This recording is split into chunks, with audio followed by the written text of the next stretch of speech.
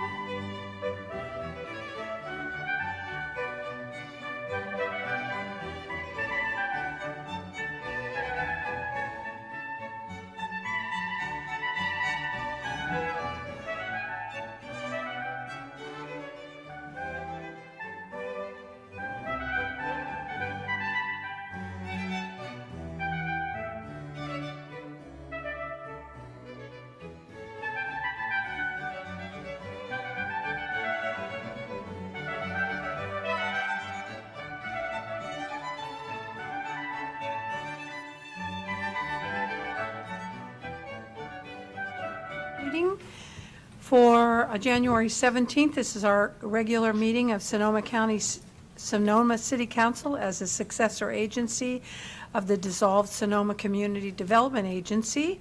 And at this point, I would ask that our city attorney report out from our closed session. Yes, the council met in closed session for the items posted on the agenda. With respect to the conference with labor negotiator, it gave instructions to its new negotiator. With respect to the two items regarding potential litigation, the council gave direction to its legal counsel on those items. Thank you. Thank you so much. So, okay, what am I doing in the closed session? I have a couple of sheets here. Ink.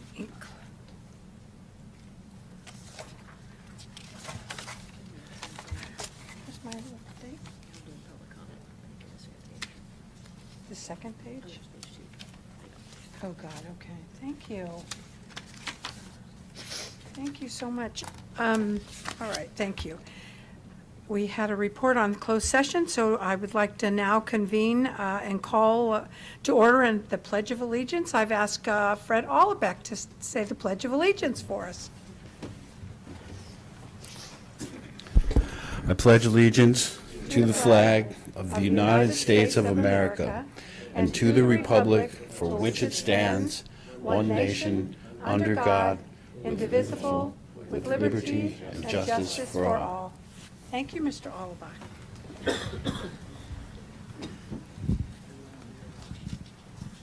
Okay, and may I have roll call, please? Councilmember Cook? Here. Councilmember Edwards? Yes. Mayor Pro Tem Harrington? Here. Councilmember Henley? Here. Mayor Agramonte?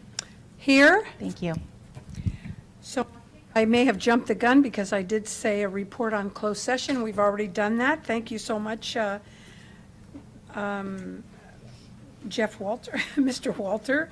At this time, members of the public may comment on any item appearing on the agenda. It is recommended that you keep your comments to 3 minutes or less under state law unless otherwise permitted under the Ralph M. Brown Act. The merits of the matters presented under this item cannot be discussed or acted upon by the City Council at this time. For items appearing on the agenda, the public will be invited to make comments at the time the item comes up for council consideration. Upon being acknowledged by the mayor, please step to the podium and speak into the microphone. Begin by stating and spelling your name.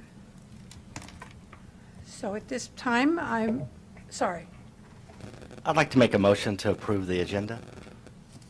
Second. Where is that? Oh, thank you so much. I'm sort of lost on this sheet today. Thanks. I have a roll call, please. Councilmember Cook? Aye. Councilmember Edwards? Yes. Mayor Pro Tem Harrington? Aye. Councilmember Henley? Aye. Mayor Agramonte? Aye. Thank you. Thank you. So at this point, I'm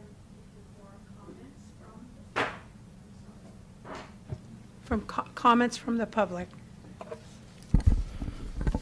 Hello, welcome back. Happy New Year. Logan Harvey, 578 Estimadera Drive. So again, I'm speaking on behalf of the Sonoma Valley Democrats Environmental Committee.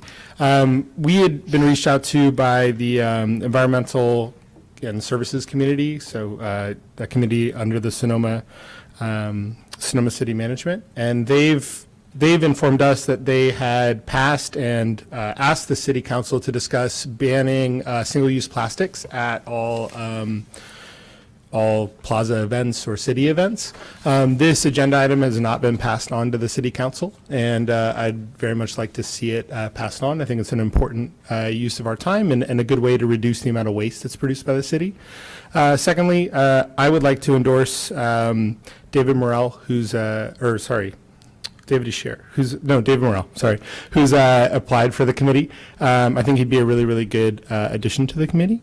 And then speaking on behalf of myself, I know that on the 29th, you guys will be discussing the approval of the Broadway affordable housing project. I think it's a very important project for the city, a very important project for the community, and I would urge you all to support it.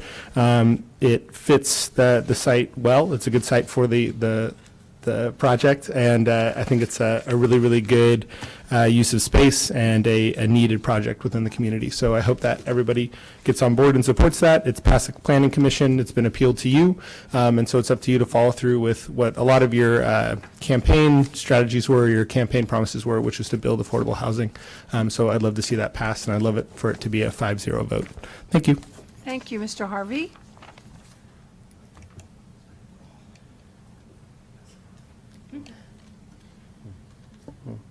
Good evening, Mayor Agramonte, Vice Mayor, or Mayor Pro Tem Edwards, distinguished members of the City Council.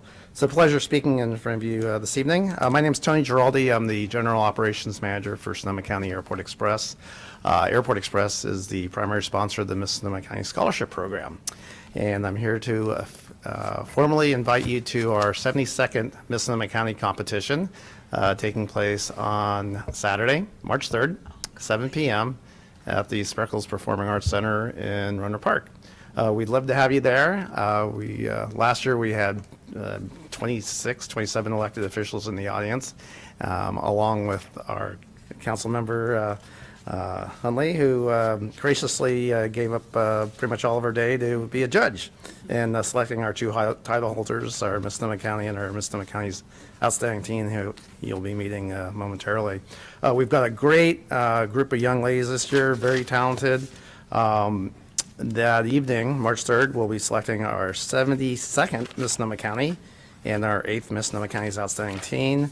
The program is it's a phenomenal program. Sonoma County young women are so fortunate to have it available to them. Every contestant's going to walk away with scholarship money. For those who become our next Miss Sonoma County and our next Miss Sonoma County's Outstanding Teen, they'll be making appearances all over Sonoma County. They'll be representing Sonoma County at the Miss California competition in June of next year. And possibly, with luck, they'll go on to compete at Miss America or Miss America's Outstanding Teen. The program here in Sonoma County, it's recognized by the Miss California organization as one of the more respectable programs, more of the higher quality programs for the involvement the girls have throughout the year. Typical Miss Sonoma County makes over 100 appearances a year. Miss Sonoma County's Outstanding Teen makes 50, 60 a year. And it's a great program. We'd love to have you there. Again, March 3rd, Spreckles Performing Arts Center, Runner Park. And thank you very much. Thank you. Hello, everyone. My name is Emily Wong. I'm Miss Sonoma County's Outstanding Teen 2017. A little bit about me. I am a junior at Santa Rosa High School, and I'm a resident in Santa Rosa. And a little bit about my year, I'm maybe a little over 50 appearances so far, and since July. And I remember one of my favorite appearances was my third festival and parade here in Sonoma at the Vintage Parade and Festival, and I love Sonoma. I'm just going to say that. I love the plaza. I love the restaurants, the environment. It's just so cute, and I just love it. At the festival and parade, I got to mingle with a bunch of Sonoma residents, and it was a very fun time, especially doing a parade at night. I can finally say I've been in a Corvette in the night and in a parade traveling around. And over the past couple of months, I've realized how beautiful and supportive this county truly is and how much I appreciate and love it. And I'm so glad to represent such a gorgeous county. Thank you. Thank you, Ms. Wong.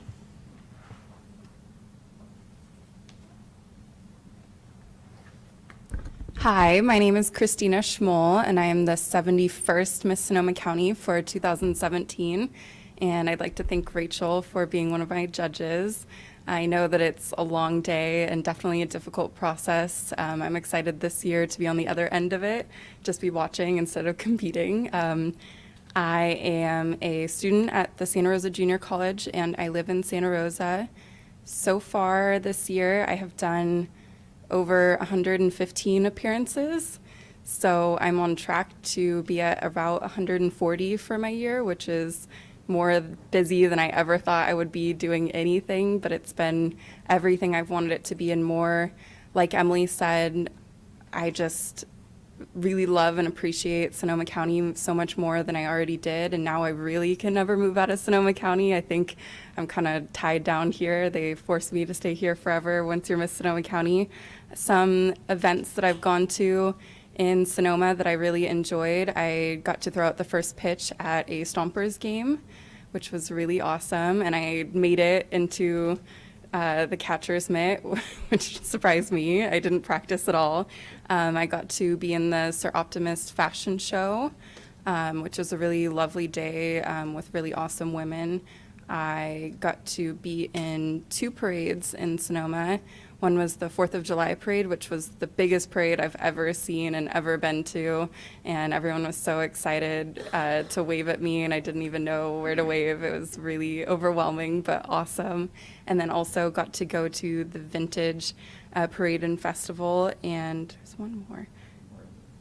Oh, I was also here for Memorial Day, where I got to lead everybody in the Pledge of Allegiance.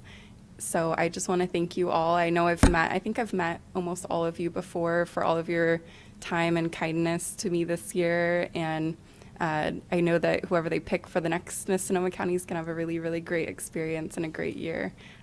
Thank you guys. And I was also wondering if we could possibly have a picture with everybody.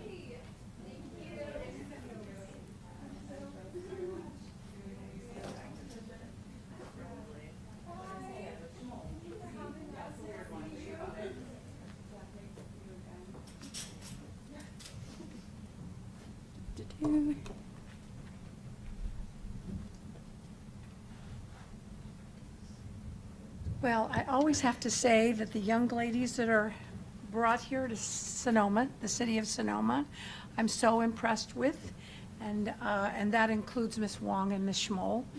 I'm amazed with your poise, your sophistication, and your willingness to get up and speak in front of a lot of people. So I really appreciate what you're doing, and I'm sure you'll have great success as you move forward. Thank you so much for being here.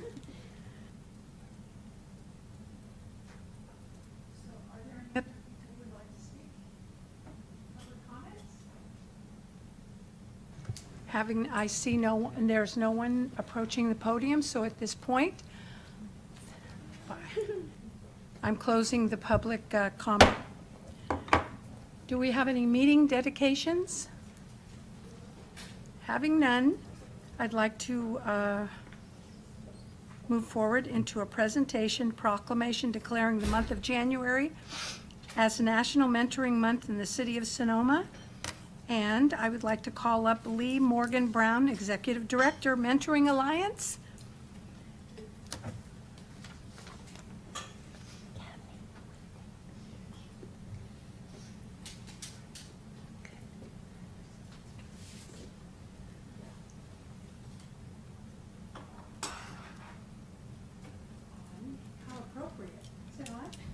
How appropriate. I'll tell you why, because I was a mentor at one time in another location, and my young lady recently graduated from college, so I'm just so excited. So thank you for being here this evening. National Mentoring Month, January 2018. Whereas every day in Sonoma Valley, men and women of many different backgrounds work to stand by our youth who are in the need of social or emotional support.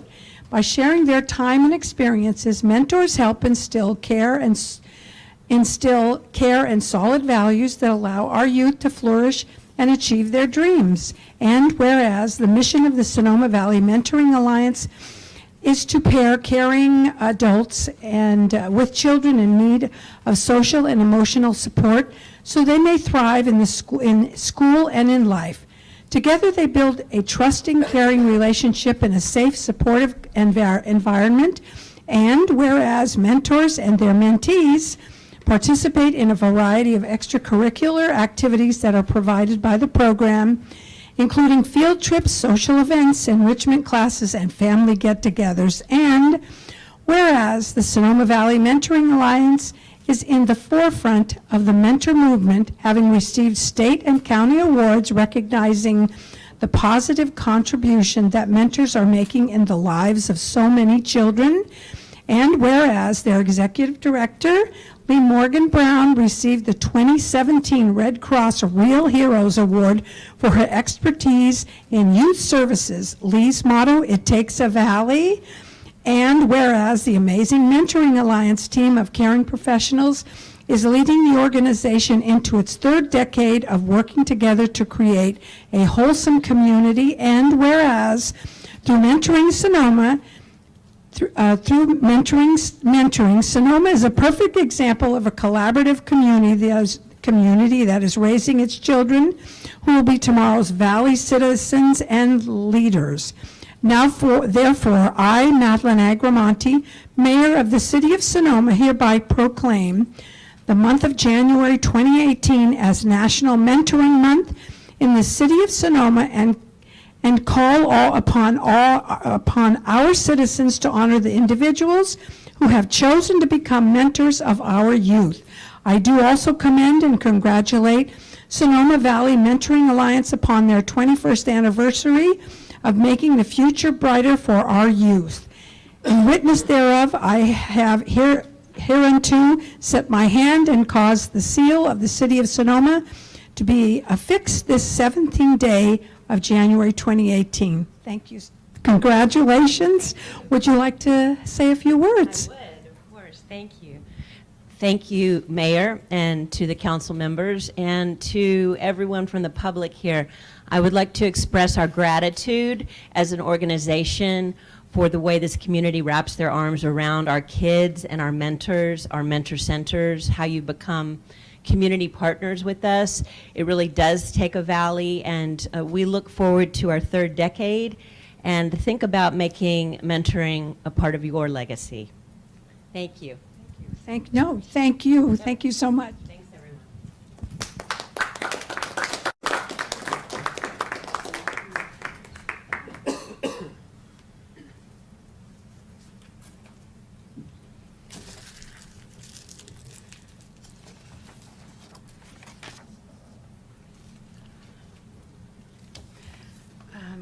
Item number 5. Four, sorry. I don't know what's up tonight. Consent agenda, number 4, consent calendar, city council.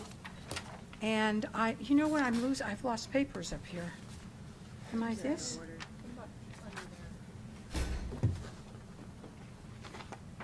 Is this it? I don't know what's happened to this. No. Is this it? This is. That's 1. 2. Sorry. And 5. I think Madeline's in order now. Thanks. Thank you. So I'm going into the consent calendar at this point, number 4. Are there any, let's see. So that's 4.1, waive further reading and authorize introduction. Do I have it? What is wrong with this? Okay, so sorry. Number 4, consent calendar, city council. All items listed on the consent calendar are considered to be routine and will be acted upon by a single motion. There will be no separate discussion of these items unless members of the council, staff, or public request specific items to be removed for separate action. At this time, council may decide to change the order of the agenda. I don't have any notes here, but is there any desire to change, to pull anything, or? No? Okay. Thank you. I don't know what's wrong with this thing. Okay. So at this point, do you have any comments or questions? None? So, yeah. So at this point, I'd like to take it to public comment. Are there any people who would like to speak from the public? Seeing no one rise to speak for this, I'd like to get direction from the city council on this. I'd like to make a motion to approve all items on the consent calendar. I'll second. Roll call, please. Councilmember Cook? Aye. Councilmember Edwards? Yes. Mayor Pro Tem Harrington? Yes, except for item 4.5, which I'd like to abstain from voting on. Thank you. So we have had for the consent, for the, sorry. For the consent calendar, we have had a vote to approve 4.1, 4.2, 4.3, 4.4, 4.5. Should I make a motion not including, or should I amend my motion to exclude the item that Vice Mayor Harrington would like to abstain on? You can modify your vote to exclude 4.5. Okay. I'd like to amend my motion, which one, to 4.5? Amend my motion to approve all items on the consent calendar with the exception of 4.5. You're just abstaining yourself too, are you not? I'm not, Oh, you're not? Okay. but it was only because we had a voter that wanted to vote for not all of them. And I made the motion, so I was just going to amend the motion that I made. And who seconded The it? record's clear, that Council So we can do that. Member Harrington has abstained on 4.5. There's no need to redo it. Correct. Okay, so that means that we have had a. Aye.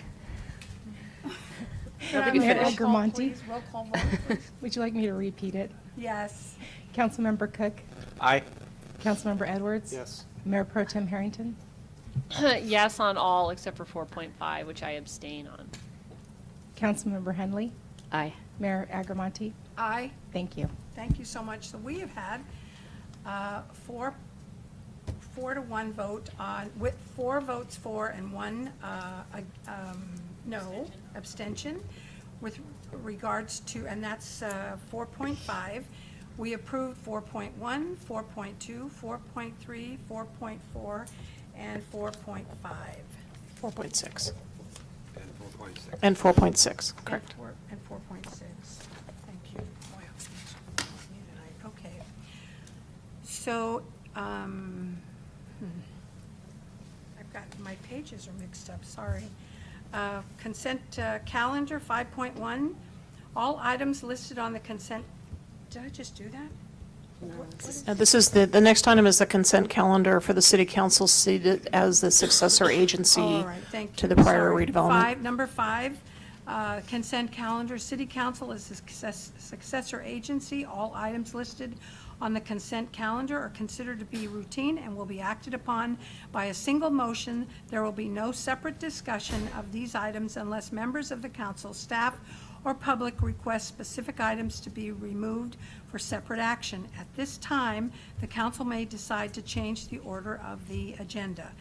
5.1, adopt successor agency resolution approving the fiscal year 18-19 recognized obligation payment schedules, ROPS, for the period July 1, 2018 through June 30th, 2019. Our city manager, acting as a successor agency, adopt the SA resolution. So there's no staff report on it. This is a consent calendar item. I'll make a motion to approve 5.1. Oh, sorry. So we need to go to public comment on the consent calendar for item 5.1. Right. Thank you. I'll take it out to the public if you have any comments. Seeing no one rise, I will close the public comment. And may I? I'll make a motion to approve 5.1. Second. Roll call, please. Councilmember Cook, Aye. Councilmember Edwards, Yes. Mayor Pro Tem Harrington, Aye. Councilmember Hunley, Aye. Mayor Agramonte. Aye. Thank you. Number 6, public hearing, discussion, 6.1, discussion, consideration and possible adoption of an extension of an interim urgency ordinance imposing a moratorium on wine tasting facilities in the Plaza Retail Overlay District and making findings that said adoption is exempt under SEQA pursuant to SEQA guidelines 15060C2, 15061B3, and 15308. Planning Director. Mayor Agramonte, I'm going to be recusing myself from this due to ownership of a property out of an abundance of caution. Thank you so much. Thank you. Thank you. Thank you, Councilmember Edwards.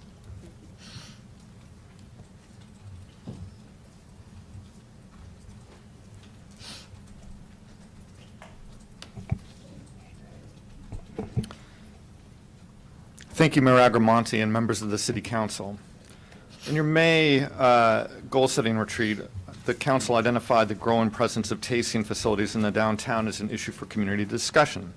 And to follow up on that matter, in your meeting of September 18th, 2017, the council held a study session to consider a variety of information and collectively learn more about wine tasting facilities and the issues associated with them. In the lead up to that item, staff, with the assistance of the Chamber of Commerce, performed research and outreach, including an updated business inventory of the downtown area, providing a survey of regulations employed by other communities, and meeting with local tasting facility business owners.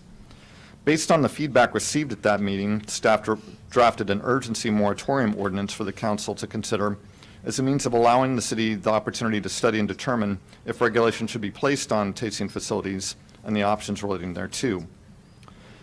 That draft urgency moratorium was initially reviewed by the council at its meeting of October 2nd, but no action was taken because after the close of the public hearing, the question was raised as to whether council members Edwards and Harrington might be precluded from participating in the item based on conflict of interest rules pertaining to the ownership of property in or near the plaza periphery. So some time was taken to investigate that issue, including a referral to the Fair Political Practices Commission, who subsequently determined that Councilmember Harrington may participate in the discussion of this item. Councilmember Edwards decided to recuse himself because of a property interest in the downtown area.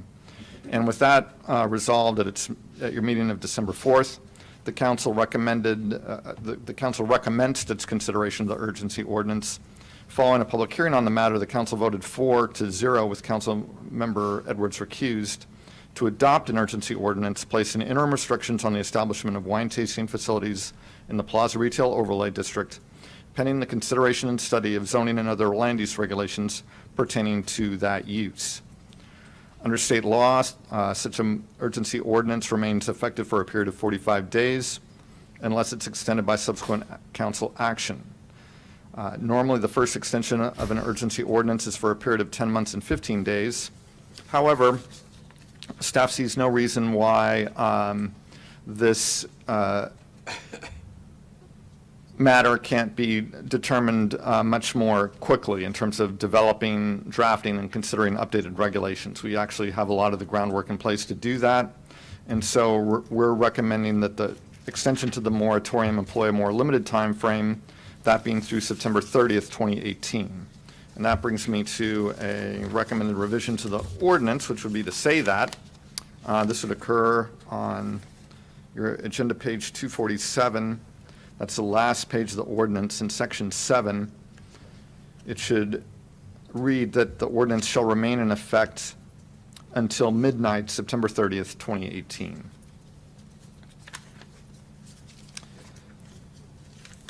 So our recommendation is that you do adopt this extension.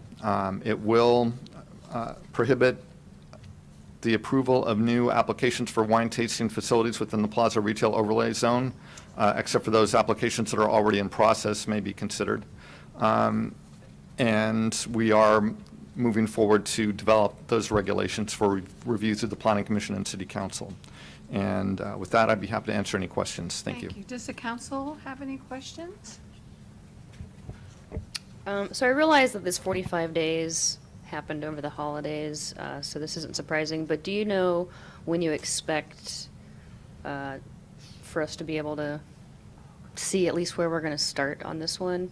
And also related to that, I've heard from some people that are particularly interested and they want to be involved. So what can as far as how you see public participation happening and while this is all getting together, where I can direct people that want to be a part of the process? Well, they're certainly welcome to email me at the planning department, and we have been collecting names of interested people who would like to participate in this discussion, and we will be doing outreach to those interested people as well as just the community as a whole, and with different focus groups such as the tasting room community, the downtown businesses, local residents. And we intend to do that through a mix of more informal meetings as well as hearings in front of the Planning Commission. So that's going to be occurring relatively quickly. I would say that the public outreach process is going to be starting up in February. Okay, thank you. Are there any other questions? Having none, I'd like to open it to a public hearing. You want to go first? Sure. Okay. I defer to age and wisdom. We'll let Richard bat Grand Slam. Fred Allbach, 19550 8th Street East. I recall a number of years ago when there was the wine tasting issue before the city council that that it really boiled down to one interest group basically saying let the free market take care of the issues on the plaza, and the other was have a use permit so that it could be reviewed by the city council or the plaza.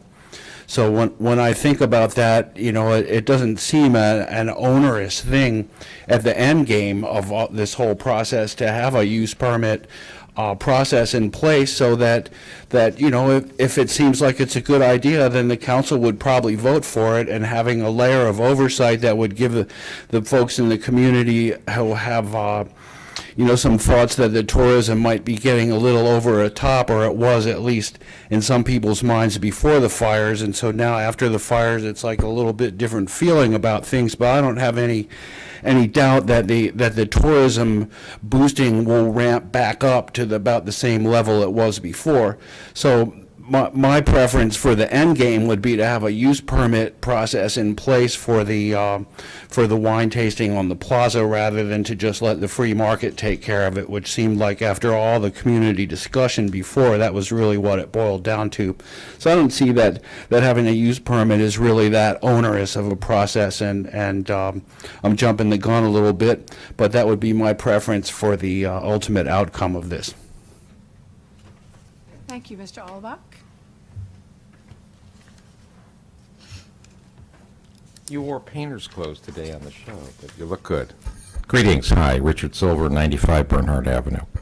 I am opposed to the notion of doing the September 30, 2018, for the following reasons. In the limited time I've been attending these meetings with as much regularity as I can, there seem to be some very high priorities that this community must deal with, pertaining to the Planning Commission, etc., including housing, including the issue of cannabis dispensary and delivery. Given the number of existing and in-process permit tasting rooms that is in excess of 30, if I'm correct, there is no onerous burden on people missing out on not being able to dispense their wares. I would prefer that you extend the moratoria as long as you can, and if that is 10 months and 15 days, so be it, to give you adequate time for the public to comment on those much more pressing issues: housing, affordable workforce housing, medical issues that the community has. I understand that this may seem to be a rather simplistic approach, just to have permitting but I want the community and the council to put their energies, their efforts, and their intelligence and experience toward the real necessary issues that the community has spoken on. As to why people think that there should be, we need more small businesses, we need more local businesses. As a former landlord, when you have the opportunity to rent out space at a very high dollar per square foot to entities that generate high revenues versus small service industries, I was going to say barbershops and parlors, but whatever it be in this community, art galleries, etc., the landlord is always going to opt for whoever will give them the highest price. You all know that. Anyone here who's in business or is a customer knows that. And I strongly recommend that you defer this particular issue because you're not prohibiting anyone from really selling wine. There's plenty of places here. The community is known for it. People come here for that. That's just one opinion as a retailer, a former landlord, etc. And I hope you will take that into consideration this evening. Thank you very much for your time. Thank you, Mr. Silver. Are there any other? Hello, my name's Catherine Thorpe, and I live at 30 Park Lane in Sonoma. I've lived there since 1999. I've lived in Sonoma since 1995, which is also when my family began producing wine out in the Carneros, and we opened a tasting room on the plaza in the spring of 2016. And I'm here for all of those reasons, but I'm also a consultant to technology companies in the retail e-commerce space, so I'm really going to wear that hat to start out with. And I'm going to start with questions, and the reason I'm speaking tonight is because I have a lot of questions that I hope in the coming months in your study sessions get addressed. So the first question I'm going to ask to everyone, council members, everybody in the audience, how many of you have bought something on Amazon.com since summer? Anyone?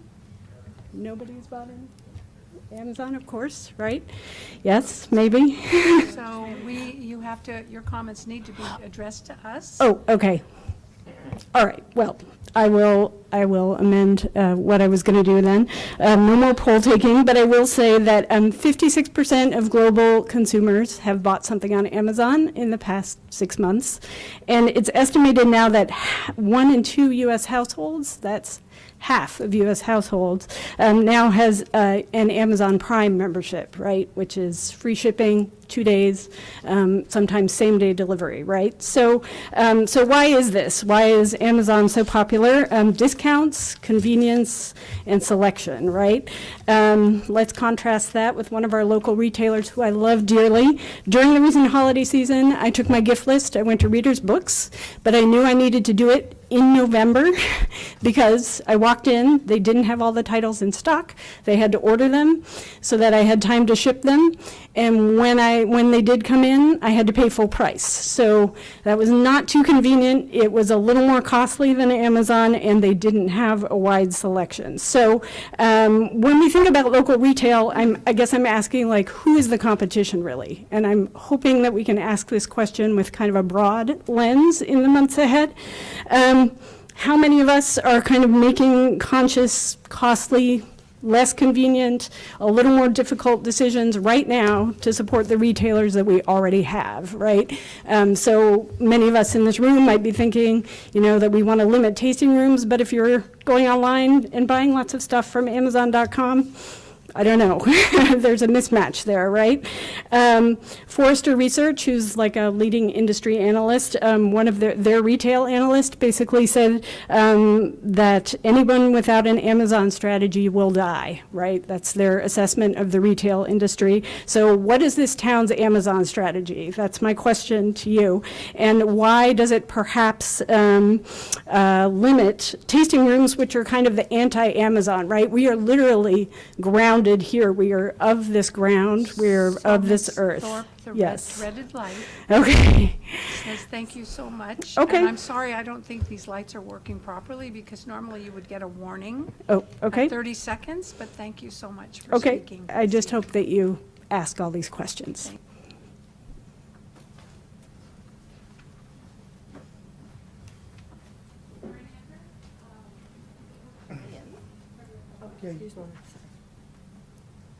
Hello, Council. My name is Regina Baker, and I have worked on the plaza in different retail shops for over 8 years. And in the beginning, when I was at the Candlestick, it was lots of fun. The tourists were coming in, enjoying the tasting rooms. And then as time went on, more tasting rooms, and now I'm still working on the plaza, and the tourists are complaining about the tasting rooms. Apparently, they think maybe 15 or 20 is enough, and now they're saying there are too many tasting rooms. This is from tourists. So it was a surprise to me because everyone says they come here for wine tasting. That's not true. They come here to shop in small shops, and I've worked in 3 different small shops. And they come here for other reasons than wine tasting. So when the tourists are actually complaining, there's a problem. So please take that into consideration. And you can actually go around and ask the small shops on the plaza. They'll tell you the same thing. Thank you. Thank you, Ms. Baker.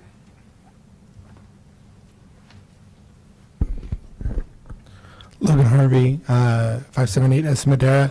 So I'd like to kind of echo some of Mr. Silver's comments. I do think that there are other things that the council could focus on to benefit the community. I think addressing the minimum wage, I think addressing affordable housing, these are things that should take up some focus, but obviously tasting rooms are a serious issue for a lot of members of the community and one that should be around.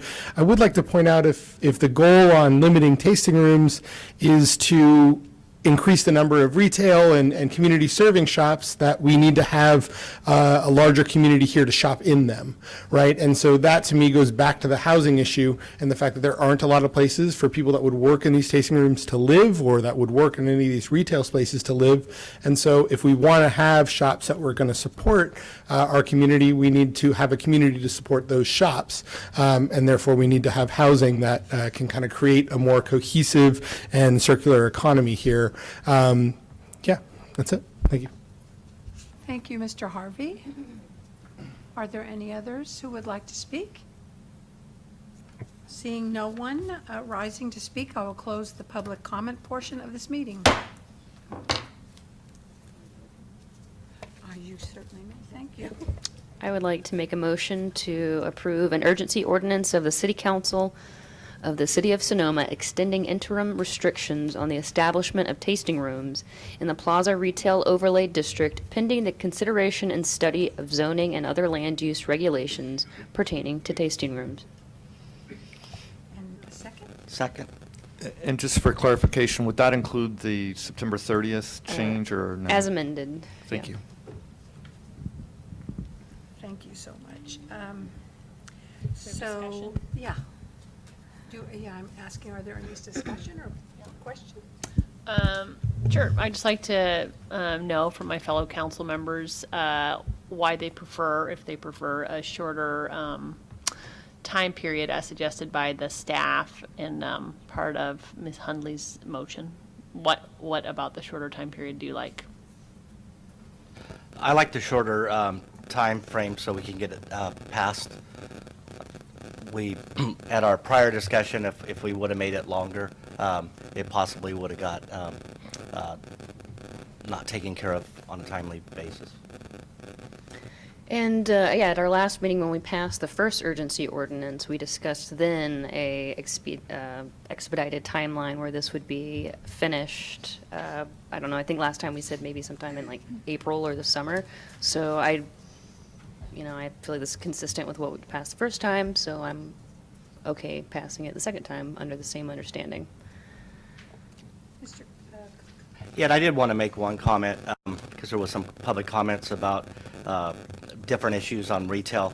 The reason this is brought forward is the discussion, and why it is an important discussion, is to protect Sonoma, to protect the wine industry, What's happened in the last 2 to 3 years is there's been other legislation passed by other cities in a close proximity to Sonoma, which could push out of county wineries into Sonoma.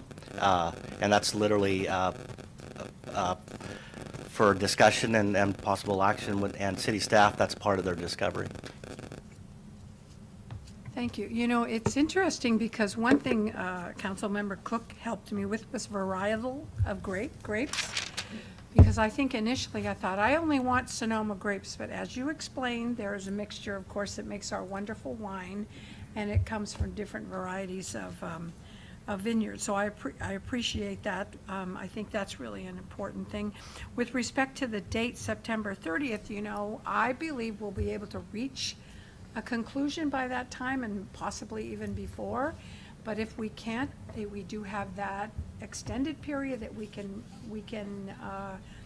utilize. And I believe we won't do that, but I thought that should be mentioned as well. So I think I'm sorry. City No, I Manager? just wanted to reiterate what you were saying, Mayor Agramonte, is that, again, the initial conversation we had in the study session in September was to try to have an accelerated kind of back-end schedule to try to keep this moving forward, and that was the interest at that point. There are, to speak to members of the public, there are a lot of items that are on staff's list and that are council priorities to move forward. You know, I think it does put some acceleration, and we have done some of this work. So our goal is to get through this process and be done by September. If we do need to extend, as the mayor says, we have another year, or we could do a partial, so we have that flexibility. But meanwhile, we want to try to move this forward. So, I'm sorry. Oh. Do we have the date for the focus groups with the people in the industry and others, or the planning commission meetings scheduled yet? I'm still working on that schedule with the city manager, but again, I expect that this process is going to begin next month.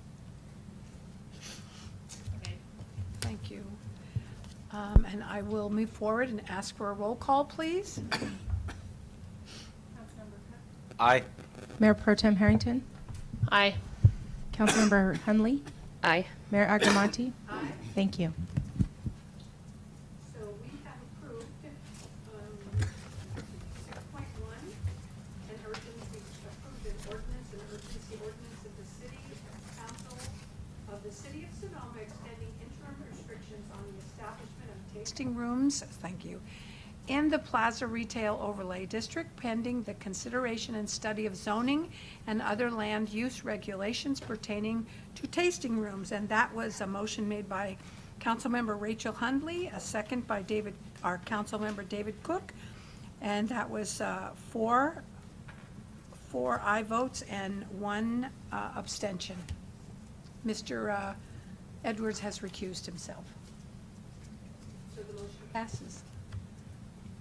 Can I ask the staff, when you have the list of who you're going to meet with and when you're going to meet and when the planning commission, can you provide that to council so that we can make sure this matter is on track? And I would like to know specifically for the focus groups and informal meetings, who are those meetings going to be with and when they're held? Happy to do that, and I think actually it would be really helpful because there may be some other individuals at council that you would like us to reach out to. And we do think some focus groups will be the way to do this. Talk to some retailers, talk to some tasting room folks, talk to even some property owners, some members of the general public. So look forward to that, your feedback on that. Thank you. Thank you so much. 7.1, City Council Workshop Number 1 on pricing and water rates. Setting policy options and strategies for the 2018 water rate study. Sorry. And I'm going to turn that over to our city manager for a report. So, council, as you're aware, we are embarking on a rigorous water rate study, and this is the first of several study sessions. The purpose, and we have with us our consultants, Sally Van Etten with Ralph Tellis, who will be doing the analysis and recommendations on the study, and then Michael Colantuno, who is our legal advisor on this water rate study as well. So the purpose of tonight's is really an educational study session for both council and the community to talk about what are different policy options and potential then structures that can come out of a water rate study. And so we do have copies of the PowerPoint. We do have copies of the PowerPoint to provide to council, and we'll be putting that up. We do. I just thought the council was going to look at it on the screen, so I handed out all the copies. I'll get 5 of them back. Yeah, no, council, it's helpful, I think, for. Get an autograph of each member. It's helpful to have council at your preference. I liked, my preference always is have council have a copy in case you want to write any notes or that type of thing. Thank you, gentle citizenry, for your donations. Okay, so again, this is an educational session. We will be talking about different policy objectives that one looks at, and where we're setting water rates. And so with that, I'll turn it to Sally, and as we move forward. Okay, did everyone get a copy now? Great. Good evening, and thank you again for the opportunity to come and speak before you. As Kathy mentioned, we're still kind of in the fun with water rate stage. This is informational. This is going to be a presentation to engender conversation, to update you a bit on the process so far, but really to talk about what different objectives the city council people may have, the city staff may have, community may have, as we are embarking with you on a thorough reconsideration of your water rate study and your water rates. No dollar amounts yet, but you'll see in just a moment as we go through the presentation, some background, some things for you to think about so that you can reflect back to your staff and to us as your consultants on the things that are most important that you're looking for in a water rate study and your water rates.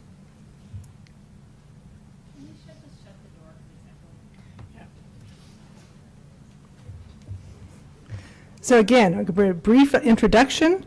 It's always good to, your normal person is not fixated on their water rate structure and studies. And so it's maybe interesting to you just to have a quick review of what your water rates are like right now. Then I'm going to go into kind of a little 101 on the evolution of different water rate structures in terms of complexity. And then to the real meat of the conversation again, which is going to be this pricing objectives discussion. Okay.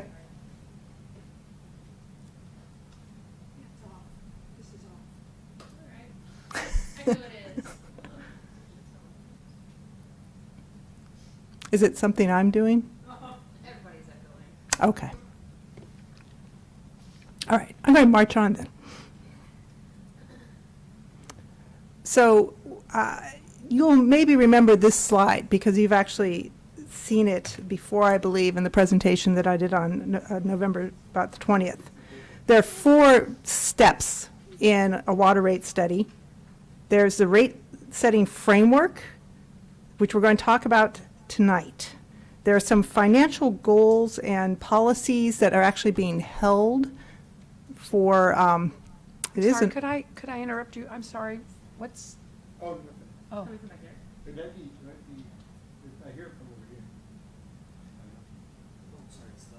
For anybody watching at home, we have a double echo in here we're trying to get rid of. No worries. Is it better now? Or it's still there? Yay! Good. I feel like I have much more of your attention now. Let me start again. This is a night where we get to start talking about your water rate structure. Oh, it's back. I kind of hear it. Okay.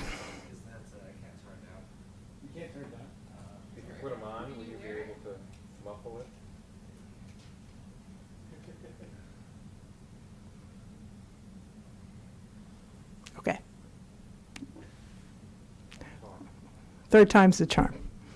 So let's focus on the arrow of getting us towards a water rate structure that's going to be the best possible for you and your community. And we're looking at the rate setting framework tonight. Kathy will be bringing in some more information about some financing goals and policies, but we're really going to focus on the pricing objectives. Then we'll be moving in our next workshop on the financial plan. Then we'll be bringing to you our cost of service and rate design portion. So you'll see that's the real meat. Once we crunch the numbers, you'll see how the rate structure plays out in terms of your rate amounts. And then, of course, because it's a 218 process, the final adoption process includes both the report, the appropriate Prop 218 noticing, and then a public hearing. But tonight, we're looking at the financing and pricing objectives.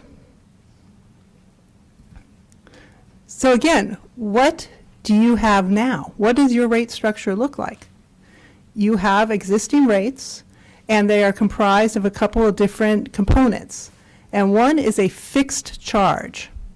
And the fixed charge can actually vary. There's no set rules and regulations. There are guidelines, there's case law, there's legislative constraints, but there's also a fair amount of flexibility in rate setting, even within those constraints. And often you will have a component that has a fixed charge, so everyone gets charged a certain fixed meter amount.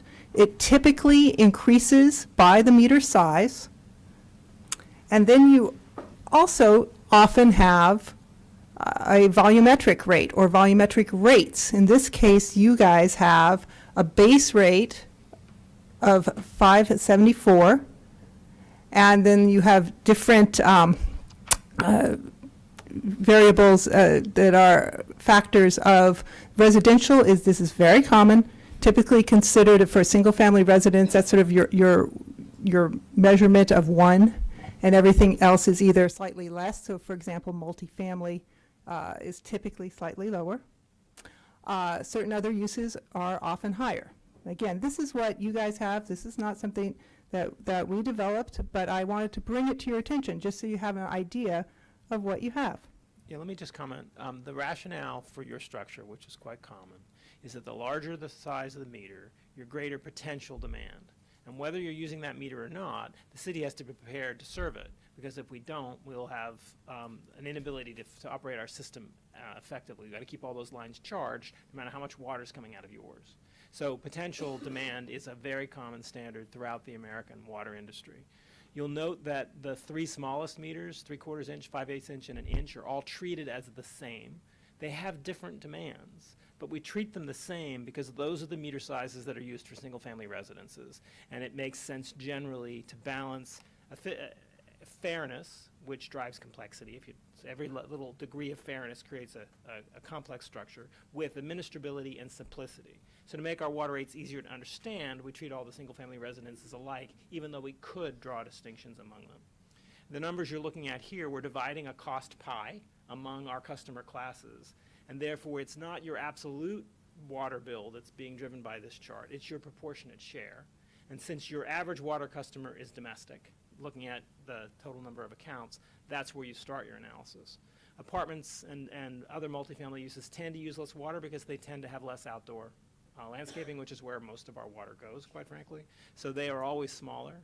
And then non-residential uses tend to have higher water demands because of the nature of their water uses. So what you're seeing here is fairly typical. Not mandatory, there are other ways to do it, but quite ordinary in the industry. Okay. Thank you, Michael. And in the city of Sonoma, you also have a tier system. You have an inclining tier system, and you have quite a number of tiers in your single-family residential. You have 4 tier levels, and you'll note that the price per unit of water happens to be thousands of gallons in your case, inclines upwards. And if you go back, if you will, those tier widths, meaning how much water you can buy each tier, are very typical. That 1 to 6 is based on an EPA number that reflects World Health statistics as what's needed for health and sanitation for people. No outdoor landscaping. 7 to 12 is twice that volume, a very common number that reflects reasonable outdoor use, no waste, no oasis in the desert kind of stuff. 13 to 18 looks to me to be just another increment that you've chosen for policy reasons. 19 and above is probably accounting for a very small number of water customers. There's no magic to these lines, although it's nice to use the EPA statistics because there's a rationale there and they're commonly used. There's probably a rationale in the rate study that was done for your rates that explains how you chose your tier breaks for the multifamily units. And the prices will be derived from the rate study and will change because we're building a rate study from the bottom up. We're re-examining everything. Yes, we are looking at the rate study top to bottom. And again, this is just for your information to give you a grounding in what do you have now and the various levels of complexity, whether or not you have meter charge and then volumetric rates, what types of volumetric rates, and you have an inclining tier structure.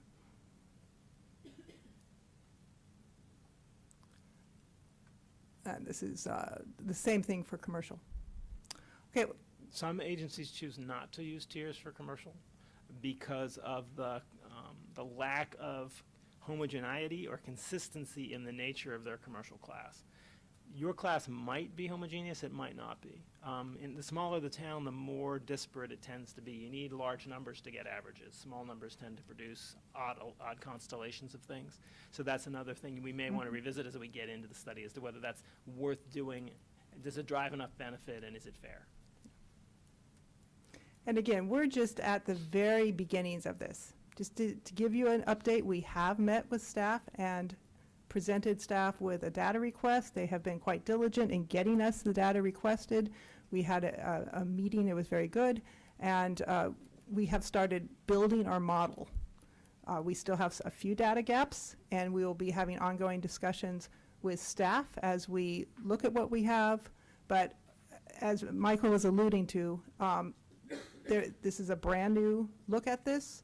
There's going to be all sorts of different factors included in this. But tonight's focus is really on getting a grip about what the different types of potential structures could be, and more importantly, drilling down even a little farther and getting your ideas about what's most important to you about your water structures. So let me go through, just zip through this kind of basic evolution to give you an idea of kind of the breadth of simple to complex. Again, not advocating for anyone over another.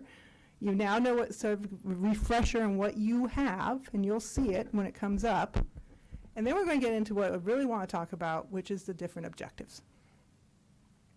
So the first, basically, it's not, you could just do a basic rate where everyone pays a flat amount per month. It's been done. Truly flat's no longer legal. You can have a flat volumetric rate, so it's the same rate no matter how much water you use, but a flat price, no meter, we don't care what your meter says. Those tended to be in communities that were where the water starts and not where the water ends, and that was viewed as their God-given right to waste as much water as they'd like, and the state legislature has made that illegal. I defer to legal counsel.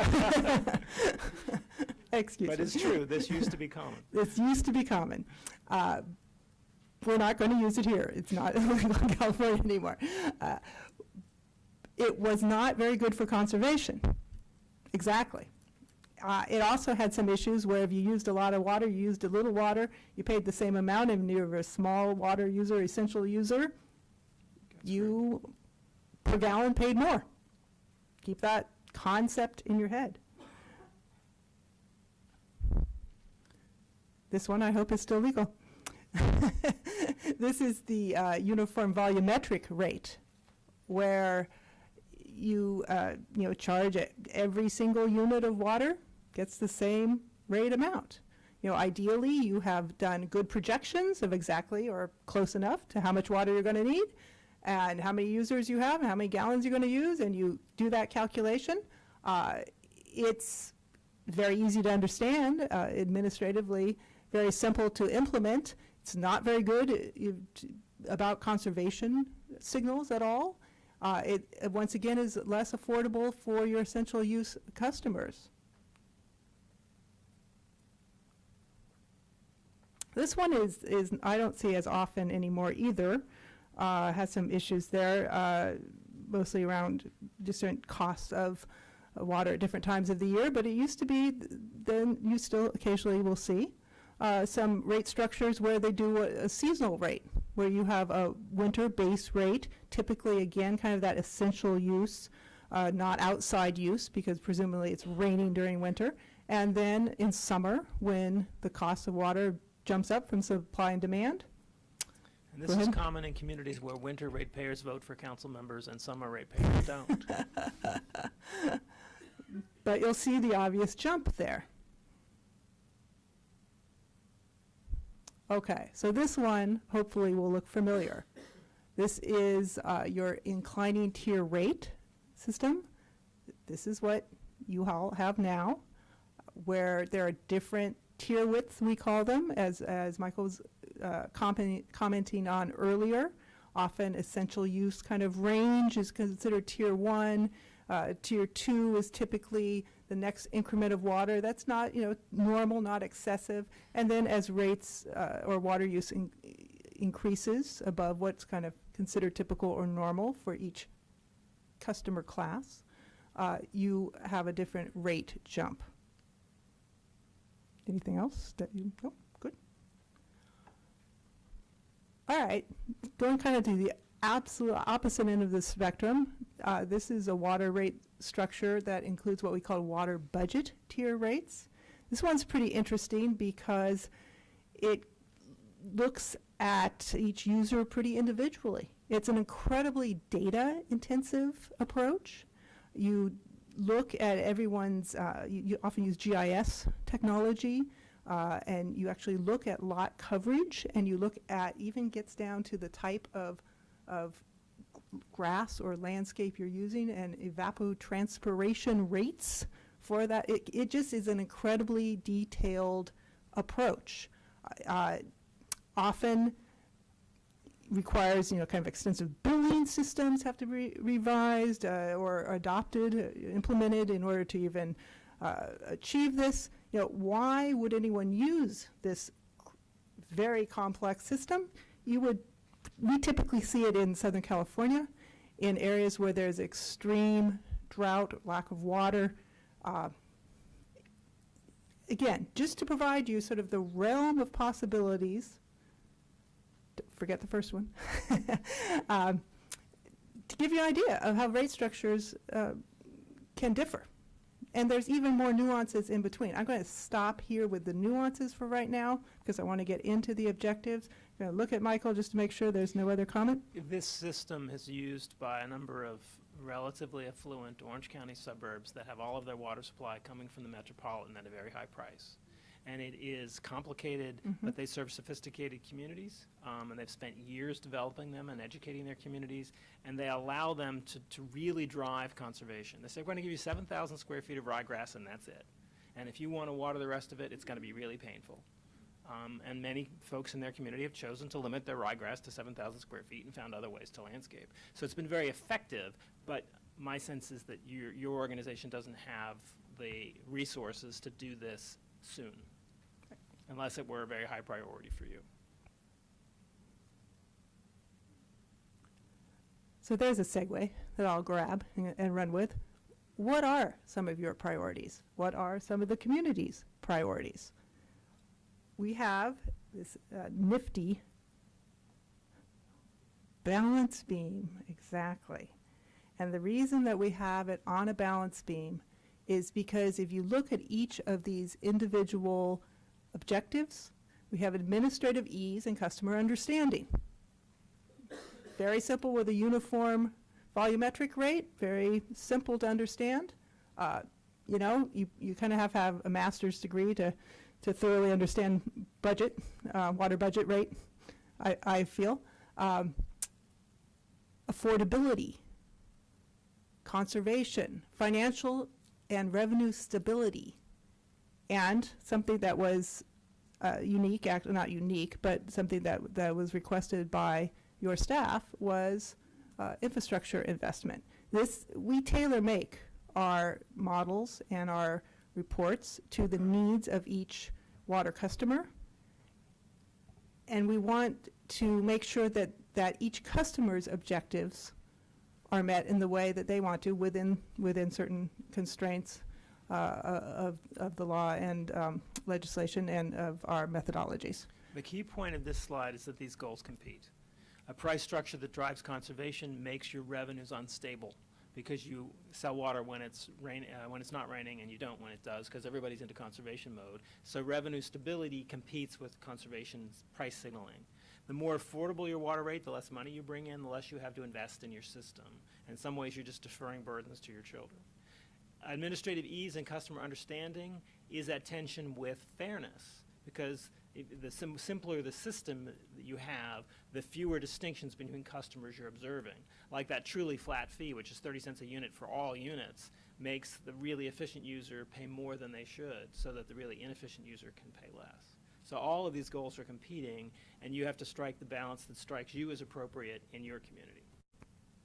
Yeah, I'd like to add a nuance too about the affordability piece, which is also that concept of essential users and how you craft a rate structure so that your lower income person, somebody who's maybe retired and in a type of structure that doesn't have a lot of outdoor water, isn't paying more per unit on than need be. And there are a couple thoughts there. One is it's not fair to make people pay for water they're not using. One is we want to take care of our seniors. And the third idea is that if prices are designed to encourage conservation, why are you giving a conservation signal to somebody who has nothing to conserve? They're only using the water that biology demands. They're not watering the lawn at all. That's why we often protect those first 6 units, because that's what biology demands.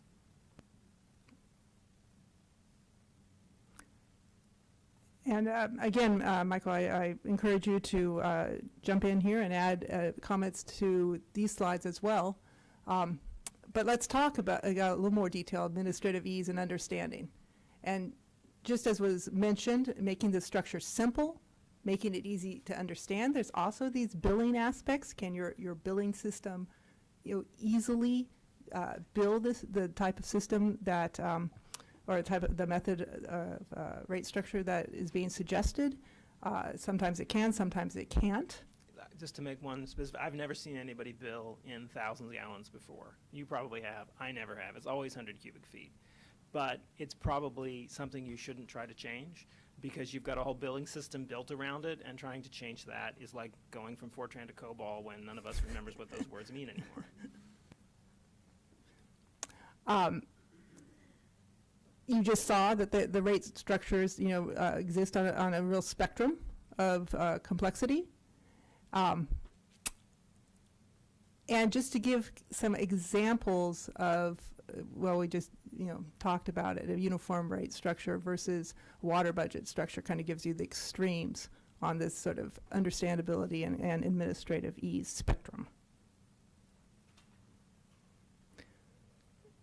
Affordability. And this could be viewed as affordability in terms of keeping all water costs as low as possible, or it can also sort of zero in on this fixed income or essential use customers. Now, it doesn't always have to be recovered purely from rates in terms of if you might achieve an objective of lowering costs for certain low income customers if there's another revenue source that you can dedicate towards that. I mean, that's another way to do it. And also, if we spoke briefly, and you saw a slide that you have what's called a fixed meter charge as a component of everyone's water bill. You saw that it was about $19.70 for single family in the slide that was thrown up. And then there's, so that your water rate structure currently has a fixed component and then a volumetric with the tiers. So there's also, within certain guidelines, the percentage that you can put in that fixed meter charge versus your volumetric can vary. Again, it has to be reasonable, there has to be a story behind it, there has to be rationale, but there is some flexibility. There's not, a set equation that you have to use. There's guidelines provided by the AWWA in one manual, for example. But you can toggle with that piece of it a bit, and that also can have some ramifications. If you have a very high meter charge and you would cover a lot of your costs in that set charge, that will have some implications for affordability at your lower end customers. Most of your costs are fixed. You have to maintain your system with the workforce you've got, whether anybody buys a drop of water or not.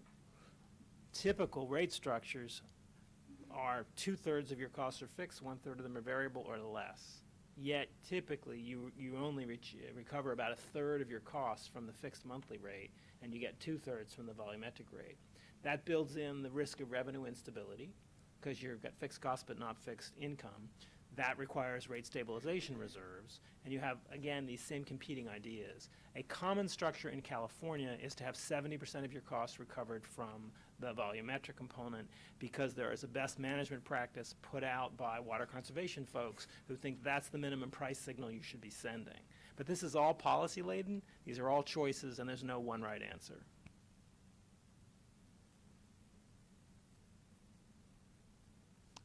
Okay, conservation. And again, this is fairly self-explanatory, but the objective is encouraging reduced water use, either due to drought or potential drought or other low water supply concerns. An inclining tiered rate structure, such as you have, is reflective of some degree of interest in having a conservation kind of signal. The water budget-based tiers that we also described, although very complex, are usually driven by a strong desire to encourage conservation. So this is another thing to keep in mind. Now, people's attention on conservation tends to change from year to year and from condition to condition, and there's also, just as with the other slide that we just mentioned, it's not the only way to approach this through rates. There are other methods of encouraging conservation, public outreach. The governor was able to encourage everyone to reduce rates or use by about 25% statewide. Michael? The tools are public education, which everybody does. Easier to do during a drought when the newspaper's helping you and social media is helping you than when it's not. Command and control. Thou shalt not use more than X, and if you do, we're going to put a restrictor on your meter. That will get you reelected in a heartbeat. Very popular. And then pricing signals. Those are really the tools available. Just about everybody does at least some public education. Pricing signals are common. Command and control I've only seen in the most dire circumstances when the community really has no other choice.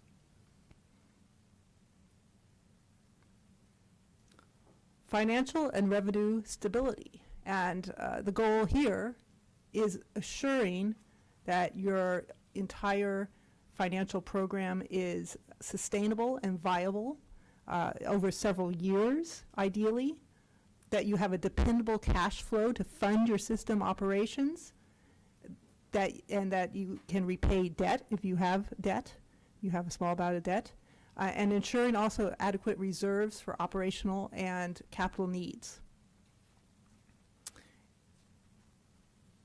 And we were just discussing that a larger amount of the overall costs that are put in the fixed meter charge, if you increase that percentage, you do gain more revenue stability, because as Michael pointed out, a large percentage of costs associated with running a water utility are fairly fixed. They don't change that much, but there are some differences. There are some costs that are associated with volume. So if you lower the percentage of the revenue recovered by your commodity charges, that can reduce your revenue stability, but you can still structure a rate structure, and that's what we do for a living, is to try to figure out the best rate structure. We always make sure that you will meet your financial needs in the financial plan, regardless of which rate structure we're using and suggesting. So you have to meet essentially the same payroll every month, but you're going to sell more water when it's hot and dry than when it's rainy and cool. So most of your money comes in the summer, much less in the winter, but you have a stable payroll demand. The way to meet that is to have reserves.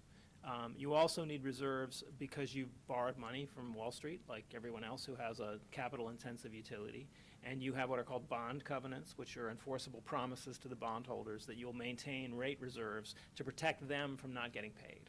So you have to meet your bond covenants by maintaining appropriate reserves, and then you need appropriate reserves just to run the utility intelligently, and then you need reserves to cover you for the things you can't predict, like earthquakes and fires that may impose very sudden large costs on your water utility, and you've got to have the money to respond with, because people can't say, I will need water tomorrow, I'll spot you a day. They need water every day.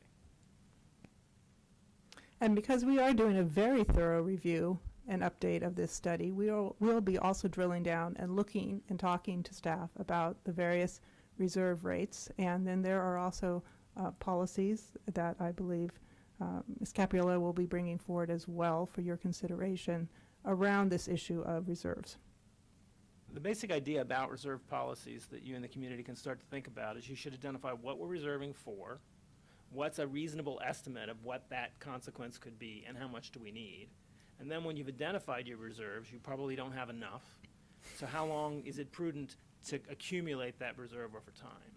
And how far can you drift off your policy goal when events happen, when life happens and overtakes your plans, before you take some sort of an action? Those are the basic drivers of a reserve policy. What are you reserving for? What's it going to cost? How long is it going to take us to get there? And when do we have an action level on our reserves after we've achieved them? But you can see this is an example of if you increase reserves, which you may well want to do, that will increase your financial and revenue stability by having decent reserves in place. It will be a little bit of a counterbalance to affordability. And going back to that slide, as Michael pointed out, it's the reason we put it on a balance beam is because different objectives, they run against each other in terms of the structure. And the other idea that comes up in this setting is intergenerational equity. Meaning, are you leaving your kids a debt, or are you leaving them an asset? Did your parents leave you a debt, or did they leave you an asset? Again, that's somewhat of a beautiful segue into the infrastructure investment discussion slide. And this objective is how much you value, and a measure of how much you value taking care of some potentially significant deferred maintenance, or improving your overall utility infrastructure in some other ways. You absolutely need to keep the water system running safely and efficiently. A side product that I think people sometimes lose sight of is that there's some maintenance efficiencies that are often the benefit of doing some infrastructure improvements. So your staff and your public works staff are much closer to their understanding, and in your capital improvement plan, they've already done a vetting process to even get it to the capital improvement plan. But keep in mind that some of these investments are going to be investments for the future, just as Michael just mentioned. There's an equity, generational equity issue that's embedded in these kinds of decisions, but there can also be, a more practical, if you will, cost savings in terms of maintenance. And so, I encourage you as a city to look holistically at some of these capital improvements and your infrastructure as you're considering all of these various competing objectives, because there are some pros and cons, and we need to explore them together. The analogy here is if you change the oil in your car, when recommended, you'll get more life out of the car entirely, and your overall ownership cost will fall. But when that oil change is due, that money's due out of your pocket today. In the water context, it might be rebuilding a lift station, a pump is going to cost you something, but it will get you more life out of the pump, so you don't have to replace it as soon. So there are judgments that'll come in from your public works director and your consultants about when to invest in order to lower your lifetime cost of the asset. And you may buy all of that advice. You may say that's more than I can afford in the short run. We've got other more pressing objectives now, and so we're going to have to defer a little maintenance. So with that, we're actually to the question and answer slide, and I would love to zip back up to the balance beam slide. I'll get there eventually. And I'd love to hear if anyone's willing to throw out some thoughts or observations or comments. And are we also are opening up to the community, yes? We'll do council questions first, and then we'll go out to public comment. Thank you. So do we have any questions for Ms. Van Etten? I have one. So I'm just reading from the World Resources Institute in the last few days before this meeting. We waste in the United States 6 billion gallons of water every single day, leak. Mm-hmm. And we haven't really we're talking about infrastructure, but we haven't really talked about Pipeline replacement. Well, somebody's yeah. paying for that water, and Right. you know, over the last 26 years that I've lived here, we've torn up, I can't tell you how many streets and how much infrastructure has been redone, and you know, the city's been, as long as I know, they've been working on it. On my way over here today, I noticed the fire, I can't remember what you call them, in front of Presswood School is leaking water, and there was another place on, which I haven't had a chance to tell Kathy yet, on Chase Street, down towards Fifth Street, water was pouring out of the meter, which I know we'll address before the evening's out. And so we haven't really talked about how much water is wasted, and then Mhm. between wherever we get our water and how it gets here, there's got to be leaky pipes. Yeah. So how do we, one of my big focuses is going to be on infrastructure investment, because if we don't do it, we're going to have 40%, we're going to be short 40% of the water that we need in the next 25 years. We're going to have 50 million people in California Right. before you know it. If we don't take care of our infrastructure now and pay for it ahead of time, we're going to be. Yeah, exactly. And I think from what I heard from staff, that they are concerned about that issue as well, and wanted to make sure that infrastructure investment was one of the items on the balance beam. And just as we're talking about, may cost some money up front, but there are some longer-term benefits to keeping up with your deferred maintenance. We haven't looked at the current schedule. Typically in your capital improvement plans, there are various levels of sort of routine line replacement. Again, it depends on each and every client, different needs, different pipes, honestly, that have been put in the ground. They have various lifespans depending on what materials were used. So the Public Works Department will have a much better understanding of that. Will tell us about that. But typically, that would be something that we would grapple with, or at least identify, which is you might have a sort of 10-year replacement schedule, a 20-year replacement schedule, a 30-year replacement schedule. Is that enough? Where are you now? Are you experiencing leaks? We always look at water loss. We do, kind of when we start a study, we rebuild the existing model, we remodel, and they say, well, that's a ridiculous waste of time and money. It's not. It's a way of checking out, sort of doing an audit to begin with, both financially to make sure that the numbers make sense, but also to identify things like what kind of water loss are you experiencing right now? Is it within reason, or is it outrageous? If it's 10 to 12%, sadly, that's probably fairly common. If it's over that, we start getting concerned that there's significant deferred maintenance, and we will reflect that back to the city as we work with you. There's two kinds of water loss. There's water loss that gets metered to a customer on their side of the meter, and at a certain level, their problem, because even though it's waste, we still get paid for it. And then there's a body of water that's called non-revenue water, and every water utility has some, because you can't run miles of pipes through miles of streets in an earthquake-prone area and have a perfect system. So you're going to have some, and it's not economic to get to zero. But the question is, how do you manage it? And just to throw in, just another consideration, if you have a desire to have a very accelerated replacement program in place, for example, you also have to consider costs both on staff. How much staff capability do you have?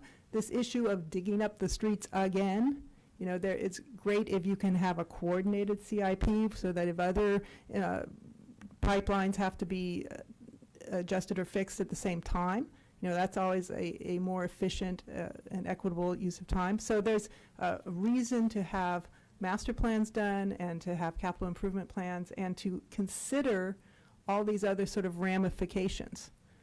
I think what I'm trying to say is that we have to be conscious of the needs that are coming up, and not in our time, but in the next 15, 20, 25 years, that we're going to be a lot thirstier then. So. And what are you leaving your children and the fellow members of your community that are following your footsteps? I do. Just on page 3 of your slideshow, can you just go through with me, maybe you said it, but just say it again. What is the timeline? We're here today on rate setting framework, I think, are we? So I guess two questions. One, in preparing for this and talking to the city manager, my understanding was you were just going to give us a study session, but not ask for our any decision making about the. Correct. So we're not doing our objective. We are discussing possible objectives, but we are not setting them today. Is that correct? That's correct. Okay. And then what is the timeline from where we are here to final rate adoption? As I recall, we were looking at June, July as at the outset for the final adoption. So so for the financial plan, we're going to have a city council hearing on that. You're going to have a workshop? Yes. When is that going to be? In late March. Yeah, sometime in the March timeline, we've got there's some of this, there's cost allocation, there's that piece, then we've also got the cost allocation plan that needs to be woven in. So those are some of the elements that we've got to kind of line out here. And there will also need to be a discussion on the reserve policies. Great. Yes. Are each one of these steps a separate meeting or it's one meeting? I'm just trying to, for the public especially, let them know when they can participate and when we'll have data to examine more than just the, structure of it. The city staff did request that we do 4 meetings of this type. And so there would be one for each of the circles essentially and the arrow. But the last one would be the final rate adoption and the public hearing. And that's a point that's worth making, is these 4 steps to rate making are universal, but they're rarely done in public in this way. And you're making the effort to do it in public so that you have a very transparent and participatory process.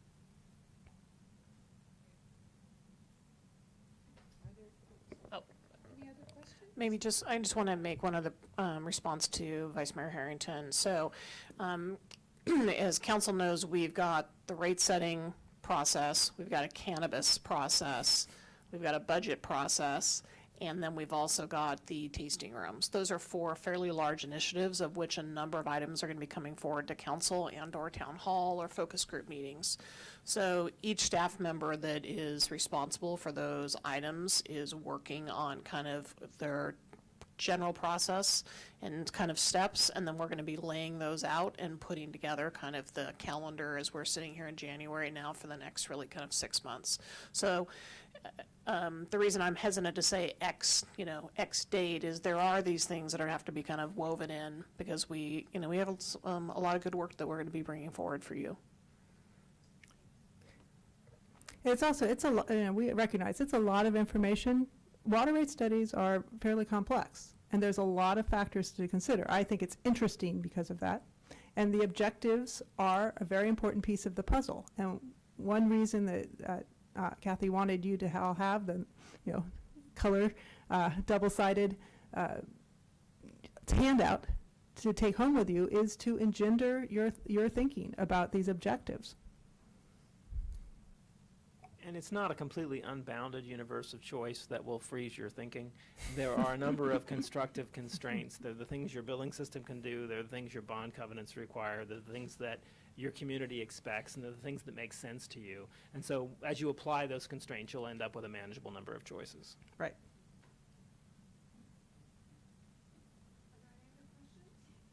Yeah, and I assume through this whole water rate study, we were talking about the 70% that would come from users, the other being from hookup fees.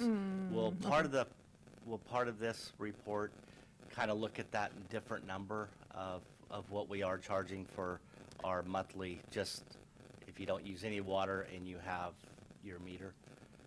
Looking if that could be adjusted in any way. Let me untangle a little Yeah, thank vocabulary you. for you, because you're speaking like a layperson and she's a technical person.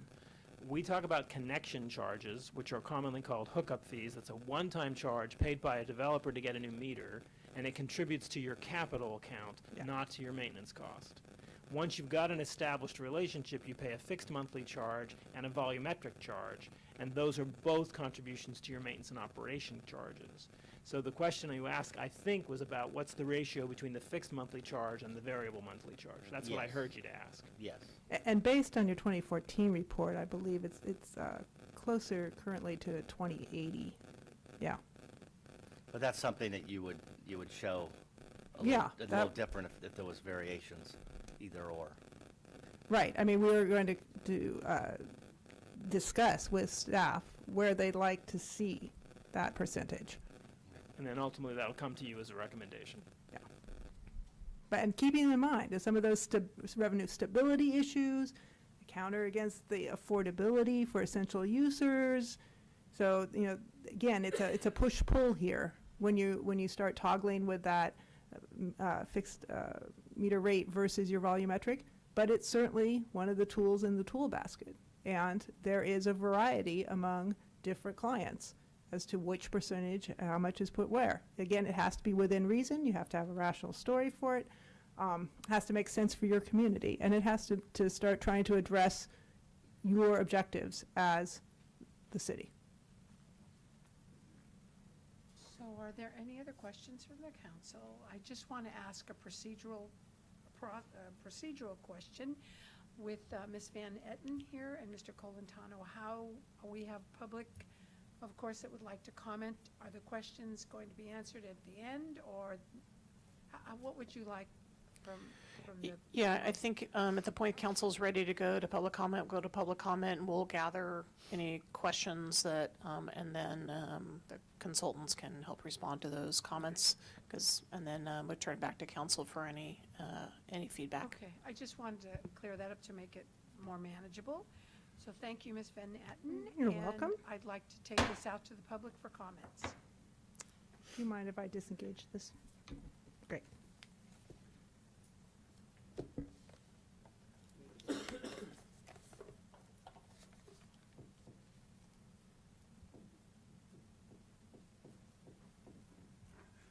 Good evening again, Fred Alabak at 19550 8th Street East, and I'd like to admire the sharp water lawyer you guys got. Very, very good fellow over there. And a quote, I think, from the man over there is, "Every degree of fairness creates a degree of complexity." So there are 5 moral baselines of human behavior are harm, fairness, respect for authority, loyalty, and purity. So as a public citizen, as a liberal, I'm mostly concerned with harm and fairness. So fairness is a big one for me, and so I think that's important. I'm just going to flip my way through here and make a few comments. So I think that was an interesting point for me. And that also on page 11, it said cons, higher volume water users pay more. I think in the spirit of fairness, that's actually a pro and not a con. Let's see. I think that keep in mind that California is drought prone, seriously drought prone, and we have climate change coming up that's going to make it even more drought prone, so that it would be worthwhile to plan on really valuing the water a lot, and conservation will be really important, particularly, you know, if the state does grow a lot and we pack more people in, that you know, conserving the water is going to be very important. And for the Orange County system there, I think the per capita is always more fair, that people pay based on their ability to pay, but that seems to be the most complex thing for only really wealthy people, so that's kind of too bad that that's the case. I know the state has a human right to water law or something like that. I'm not sure that And I'm not sure if that's a state law, but that, you know, in South Africa, they get the first 40 gallons of water free. And the environment gets water as well in the South African water constitution. So I think that the state, what biology demands, the state human right to water proclamation or whatever it is something that the council should be aware of.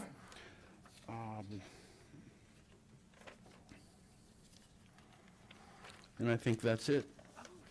Thank you, Mr. Hollenbach.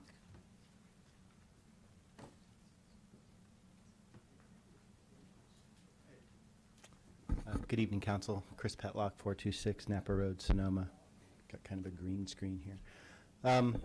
So I think, first of all, we would really like, fair and equitable, clean, reliable water, or at a fair and equitable price. I'd also like to throw down that, as we think about infrastructure, that, the city consider trying to work towards delivering carbon-free water as much as possible. It's certainly something that we've seen at the Sonoma County Water Agency, and I think, if we can take incremental steps along the way to make that happen here as we think about changes to our system, that's great. The other thing as we go through this study is, just making sure that there's a great administrative record so that the citizens of Sonoma can feel confident that, the money they're paying for the water is going for just that. I think we all deserve that, and we certainly find those kinds of things, or the rest of the state of California moving towards that direction. So very excited about this. I think it's going to be a good exercise, and I think at the end of the day, or I hope at the end of the day, we'll all be really happy with the results. Thank you. Thank you, Mr. Pedlock.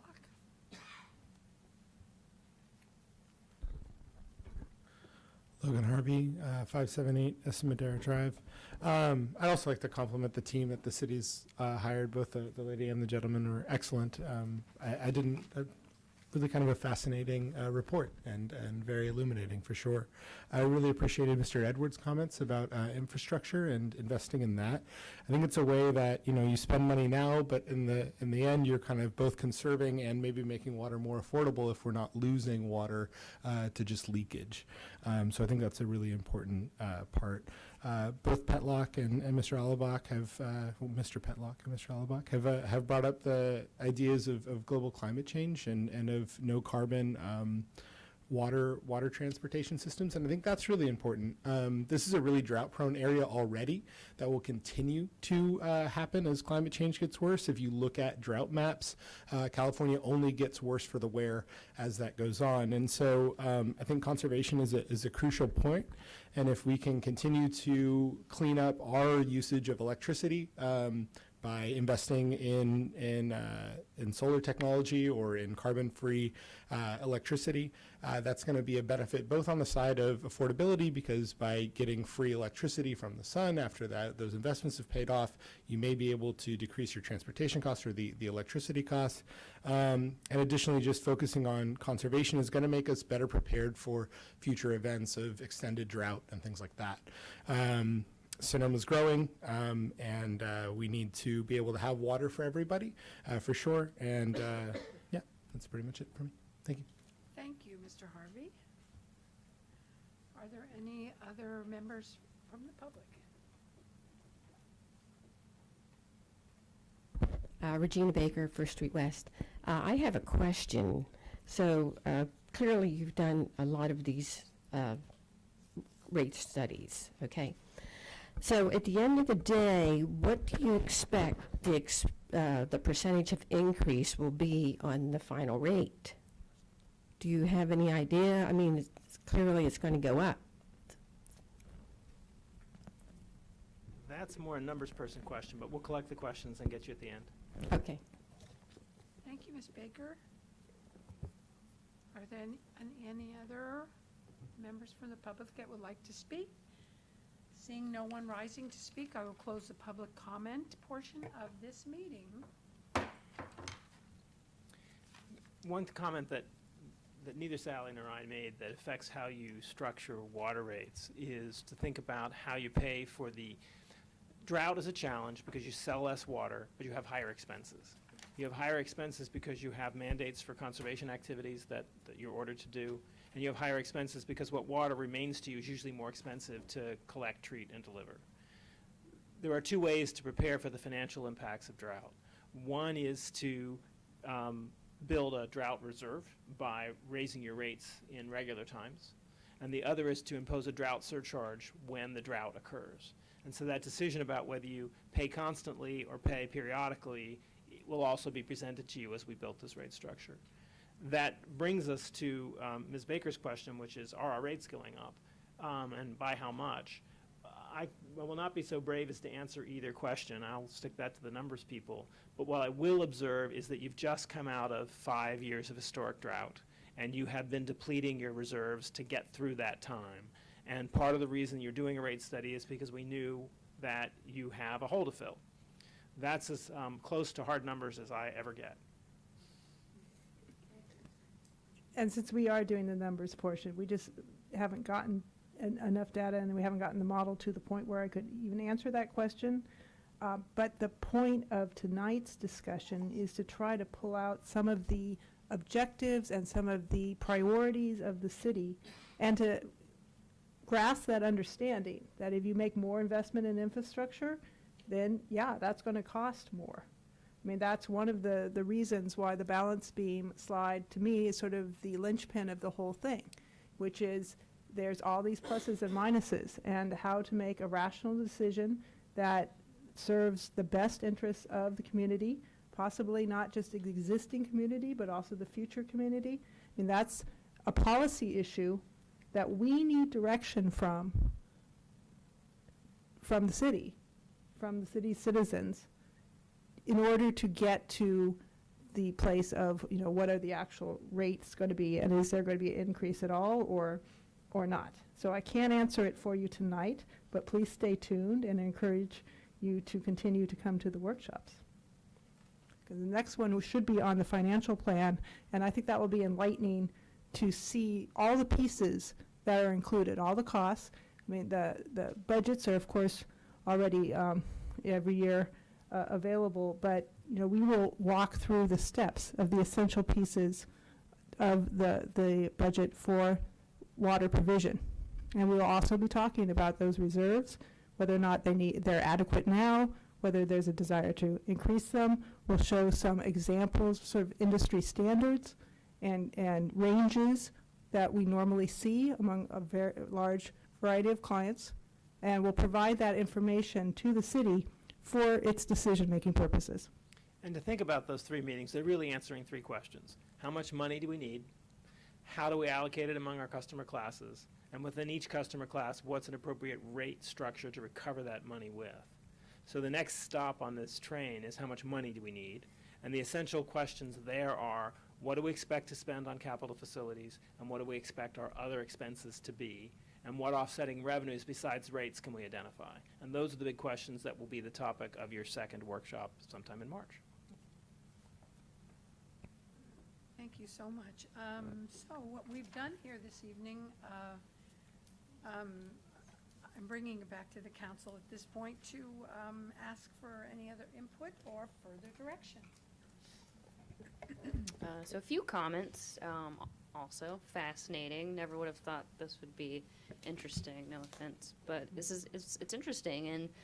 And the funny thing about it is whatever, you know, our costs end up being, you know, since we don't get to make money off of these things, it's kind of, you know, looking at what we have, what we need, and figuring out how we're going to pay for it. So I thought, first we'll start with affordability, because I hadn't thought of that there could be multiple ways of looking at affordability. So the idea of looking out for the essential users is something that's very important to me, because the other two things that I like are probably on the other side of the scale, which infrastructure investment I think is essential. I think that's going to be probably every city in the country's growing problem over the next several decades and beyond.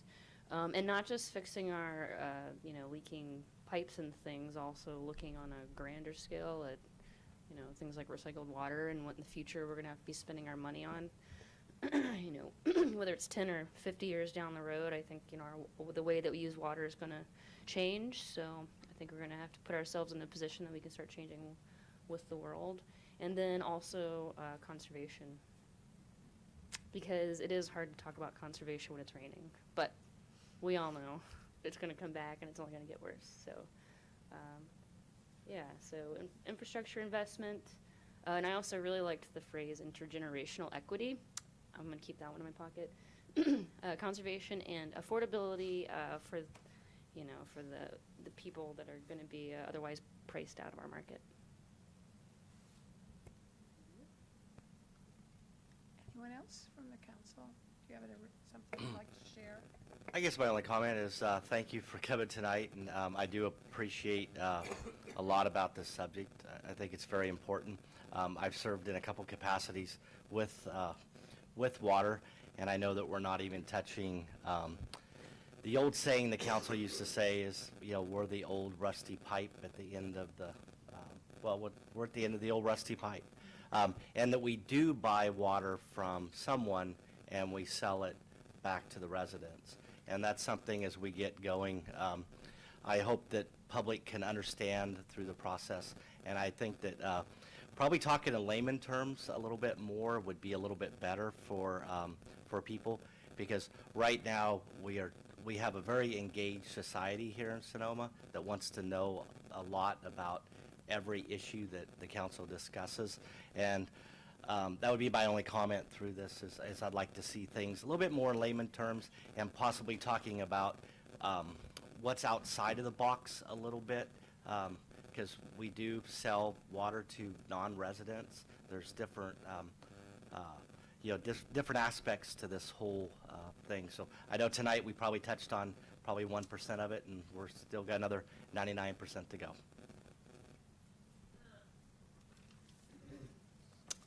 Well, I'm just looking at page 13 of the presentation, and I think I would agree with all the comments of my colleagues about what's important, but it's particularly important to me that our water continue to be affordable as an outcome. I think that it would be a negative outcome if we did the rate study only to have a dramatic increase in rates. I think we have pretty affordable water in Sonoma right now, from my perspective. Others may disagree, and I think that's a good thing for the people in our community.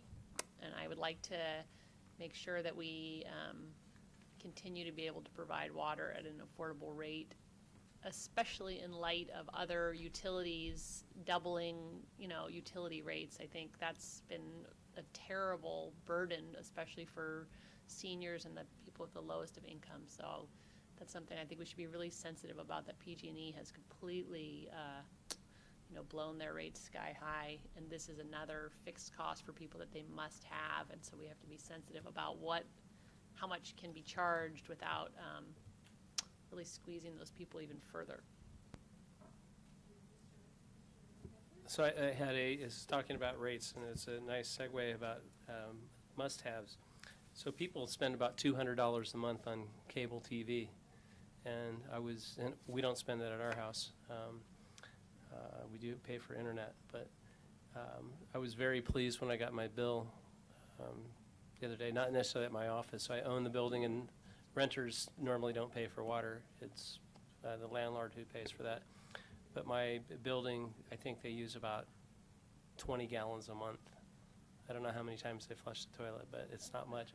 But my bill for my little 700 square foot building is $35 a month because it's commercial. But for my house and 7,000 gallons, we had to water a little bit during the last month, as everybody knows it's been so dry, was $50. And I said to my wife, isn't it great? Only in America you can have 7,000 gallons of water delivered to your house.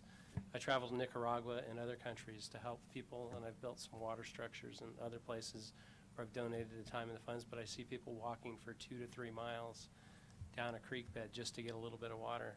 So I feel pretty blessed that I can get 7,000 gallons for $50. And I don't mind paying a little more myself, but not too much more. Thank you, Council, for your comments. This is so crazy, but I love this stuff because I'm such a wonk. So I really appreciate the time that Ms. Van Etten has taken and Mr. Colantano for sharing information. and answering these questions. So the purpose of this meeting really was to participate in an educational workshop, and we are, staff and we, the City Council, seeking discussion and general feedback. And what's so great is this is first of 4 workshops, so I look forward to the next one. And just as we close then, Mayor Agramonte and council and members of the community, so on our new website, we have a section called Key Initiatives. And so we have just some basic information so far on the water rate study. And as we do each of these sessions, we'll be adding some information and then putting up kind of where we're headed.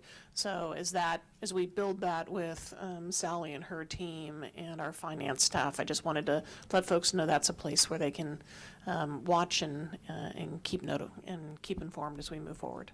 Thank you. Thanks to our consultant team and staff. And before we move on to 7.2, I'd like to ask for a 5-minute break.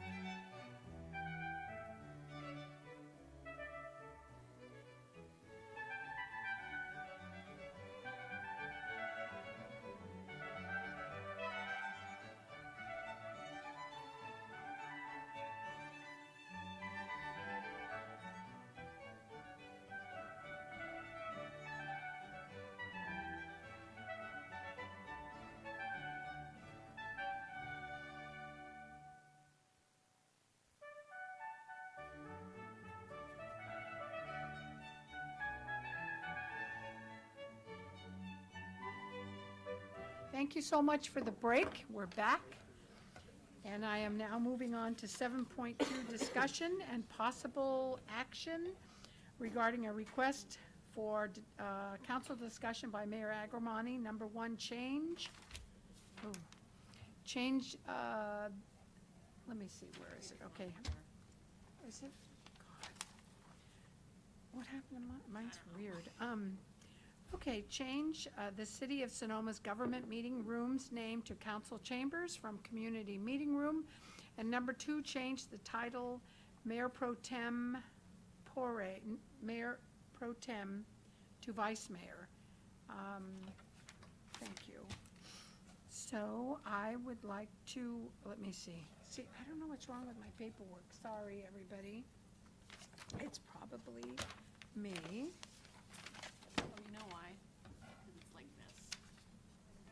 Oh, It's that. gone to another, There you go. okay. Okay. Well, I guess I start with my comments. Actually, if you, let me lay out just a little bit of information, then I'll hand it back to you. All if right, that's all right, thank you Mayor so Agramonte. much. So just to remind council and community that when a council member wants to add an item to the agenda, the council has a policy. And so this is kind of step 1, where the request comes in an email to council, to the city manager, we write it up in the staff report, and then it comes back to full council to see, is this something that you want to put staff resources in, or you're interested in exploring or not? So that's the purpose of tonight's item. So there really are 2 requests. We did a little bit of research on these items, just provide some context. The community meeting room, there's quite a bit of history in terms of Sonoma's determination of a civic center and the building of the police department. Our preliminary review, though, as we look through some things, did not necessarily see that there was something that would stop the city from looking the council, calling this room a community meeting room council chambers. However, we have not reviewed that with the city attorney, and so that would be something that would need to occur. The second item, and the city attorney may want to pipe in here, there, in terms of changing the title from Mayor Pro Tem or Mayor Pro Tempora to Vice Mayor, there's nothing in our municipal code that says that current title.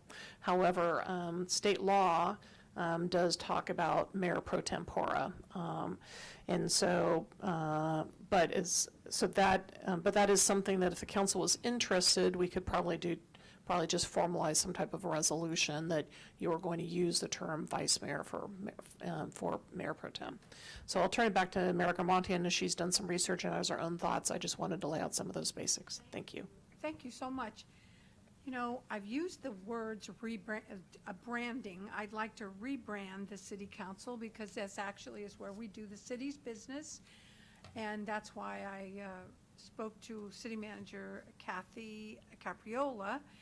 A survey was done, and this is what the other cities have in their council chambers. The only one, Sebastopol, they don't have really a government office, building. You do have the youth annex and teen center, and you can see if you look at the other cities, they are generally council chambers and also vice mayor.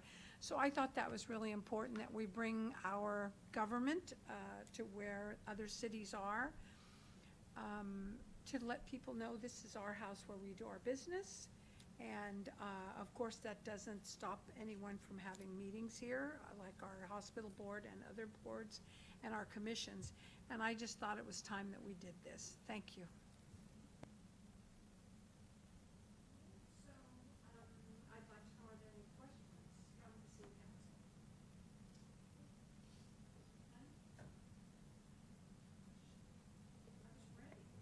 Ready to answer. So at this point, I'd like to open it to the public for comments. I have to say something tonight. Robert Demler, First Street West. I'm your loving city historian, and I did do some research on this because Mayor Agramonte mentioned this to me when we were putting hearts together one day for the big celebration.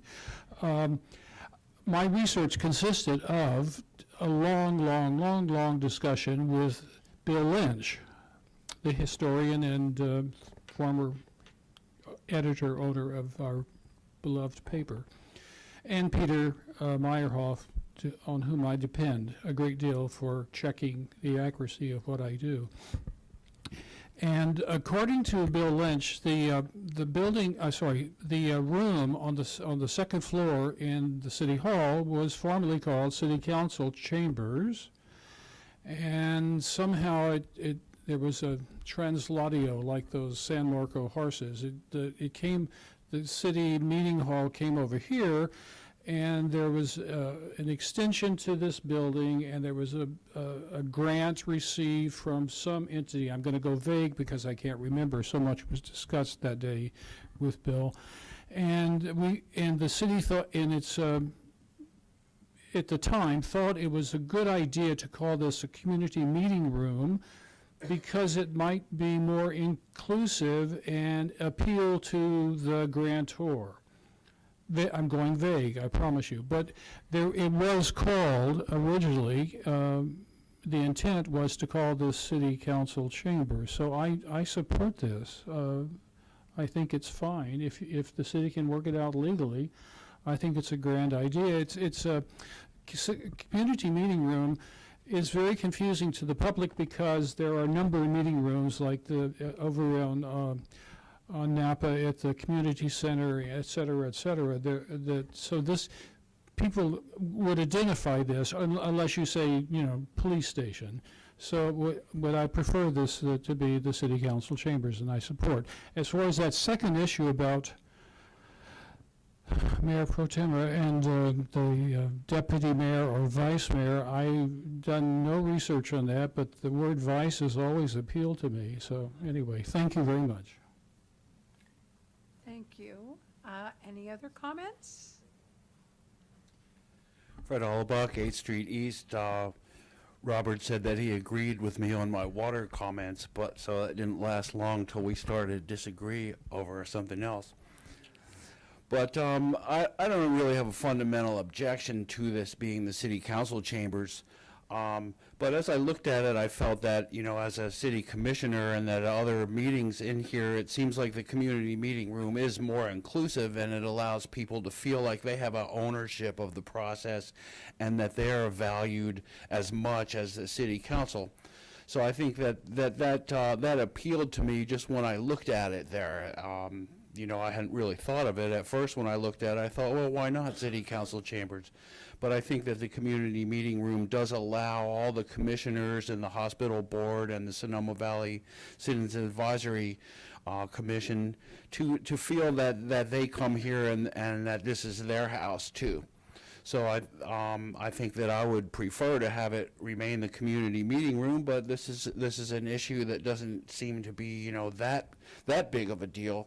So if I would say my preference, that would be the community meeting room, and this is only for a future agenda item. So this is what always happens, that everyone cuts up and says what they think anyway. So this is what Larry Barnett referred to as having to talking about it.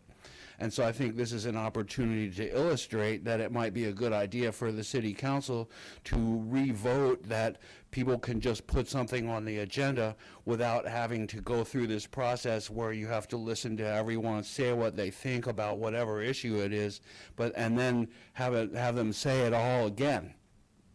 So that's another point on that. Thank you. Thank you so much, Mr. Albeck. Are there any other comments? Seeing none. Sorry, no one approaching the podium to speak. I will close the public comment. And at this point, I believe I'm bringing back to the council for input and further direction. So we're discussing whether we will discuss. I like some of the points Fred raised about the merits of request number 1, but I believe that if this is something the mayor would like to formally discuss, then I will be supporting it tonight. Thank you so much. Other comments regarding this? At this point, action, and I think there's one more. I was going to make a motion to agendize discussion, consideration, and possible action regarding change of the City of Sonoma's government meeting room name to council chambers and change of the title mayor pro tem to vice mayor.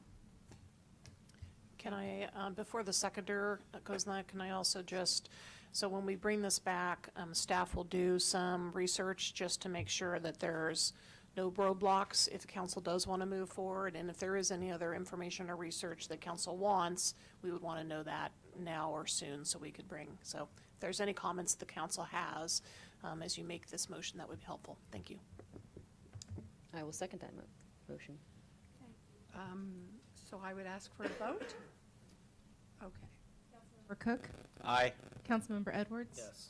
Mayor Pro Tem Harrington? Aye. Councilmember Hunley? Aye. Mayor Agramonte? Aye. Thank you. Thank you, and I'd like to say thank you to Bill Lynch. I think Mr. Demler mentioned that. He gave me, and I shared it with our city manager, so much information. I feel that I have to take that man out to lunch. It was so interesting to read from the beginning and actually this was a courtroom many years ago. And so I think a lot of that is very interesting. But I'd like to thank the council, and we are moving forward. Thank you. So 7.3, discussion, consideration, and possible action regarding the mayor's annual assignment of council members to various boards and committees. And I would like to turn this over to the city manager. So as council is very aware, your responsibilities are not just to attend council meetings and be involved there, but there is a great deal of additional roles that each of you have. You sit on local committees, county committees, regional committees. Some of these are, and so each year the council members express their interests and the mayor makes the assignment. And so one in front of you is Mayor Agramonte's assignments for the council committee assignments for the next year.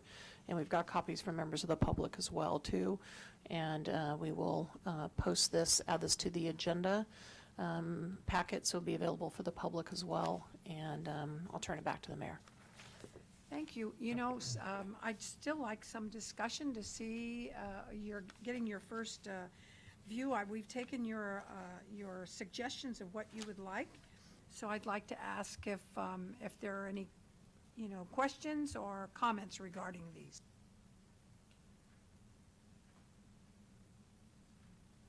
Anything? So, let's see. And I'd like to take it out to the public for comments.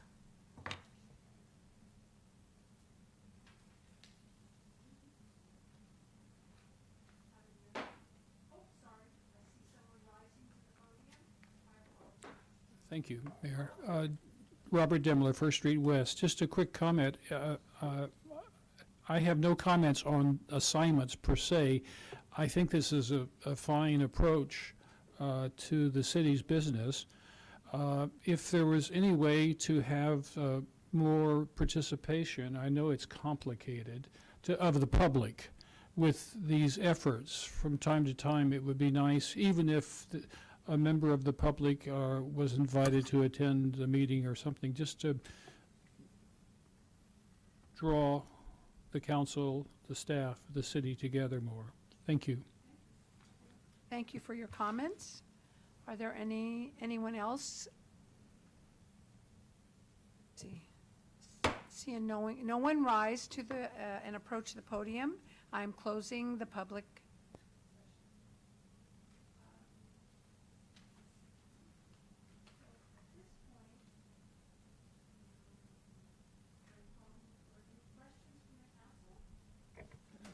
I do have one comment about the meetings. A lot of these are noticed Brown Act meetings. I know, yes, I think almost all the ones I'm on, usually the public does not come to these meetings, but they are public meetings. So if you can figure out where they are, there's always like a public comment portion, just like our meetings that we have. So if you think there's something interesting, you should just show up.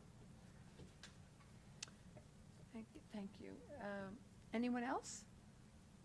All right, so at this point, what is next? I'm sorry. So I closed the public comment. You should entertain a motion to confirm the appointments that you have made. Thank you. Mayor may I have a motion and all to confirm the appointments? I would like to make a motion to confirm Mayor Agramonte's council committee appointments. Second. Councilmember Cook? Aye. Councilmember Edwards? Yes. Mayor Pro Tem Harrington? Aye. Councilmember Hunley? Aye. Mayor Agramonte? So this evening, we approved the council. Oh, I didn't vote, I'm sorry. Aye. Thank you. Thank you. Thank you. I appreciate your accepting these suggestions, and I actually think everyone sort of weighed in, so I appreciate that. And what we've done is approved the mayor's appointments with a 5-0 vote, and I appreciate that. Thank you.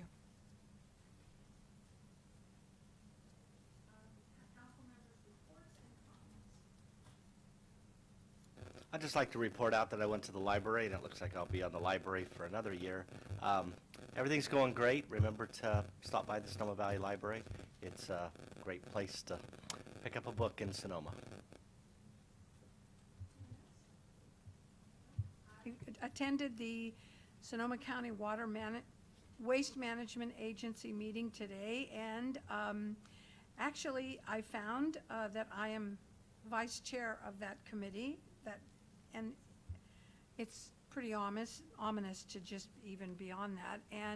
But what we discussed actually were the issues and possibly future promotion of the polyethylene, and those are the plastic wraps around furniture, also some issues around straws, styrofoams, and I think they call them peanuts, with packing, all of those things. And the styrofoam cups, which people offered, come mostly from Costco. And a lot of shelters and churches still use them. They probably get them donated. So that's something that the Waste Management Agency is looking at.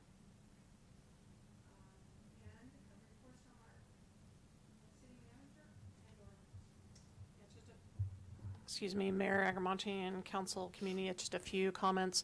So we've talked about a number. I just wanted to kind of give a brief update to the community of some of the things that we're going to be working on that we haven't talked about. So clearly cannabis and tasting rooms, water rates, some sub pieces of water. We have a water master plan that will be woven into the water rate study, and then also a recycled water feasibility analysis. Both those pieces are coming forward within the next 60 days to council. The community fund grant program, taking council's recommendations and bringing that back forward to you is all. Also, we also have the housing impact fee study, so that is another piece of work. By May, we'll be scheduling the living wage and minimum wage study session that Vice Mayor Harrington brought up. And then, I'm not sure if it'll be in the first 6 months, but we're continuing to work on the Casa Grande parking lot, and we have a downtown parking study that we need to kind of be working through as well.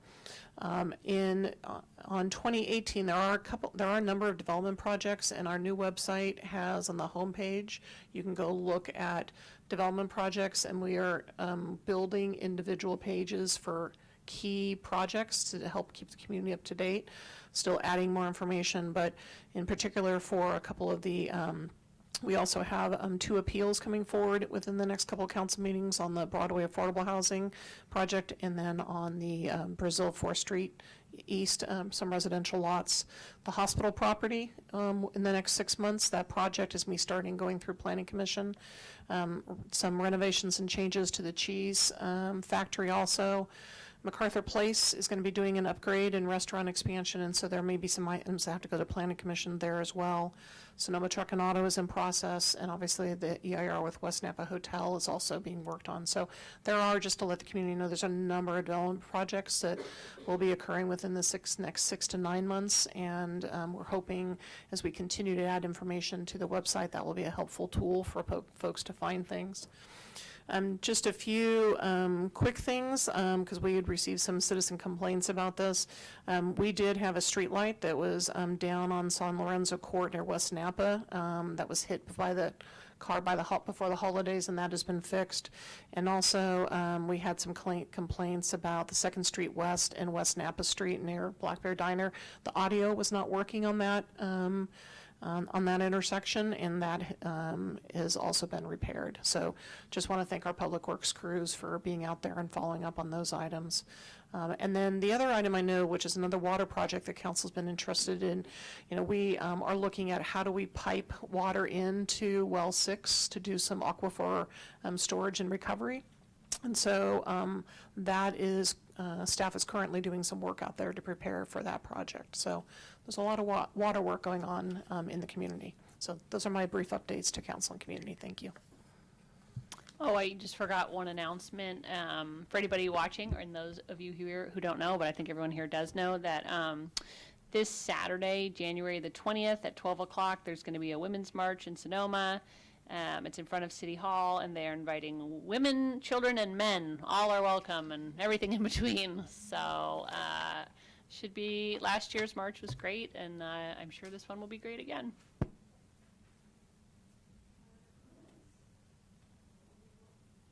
Adjourn.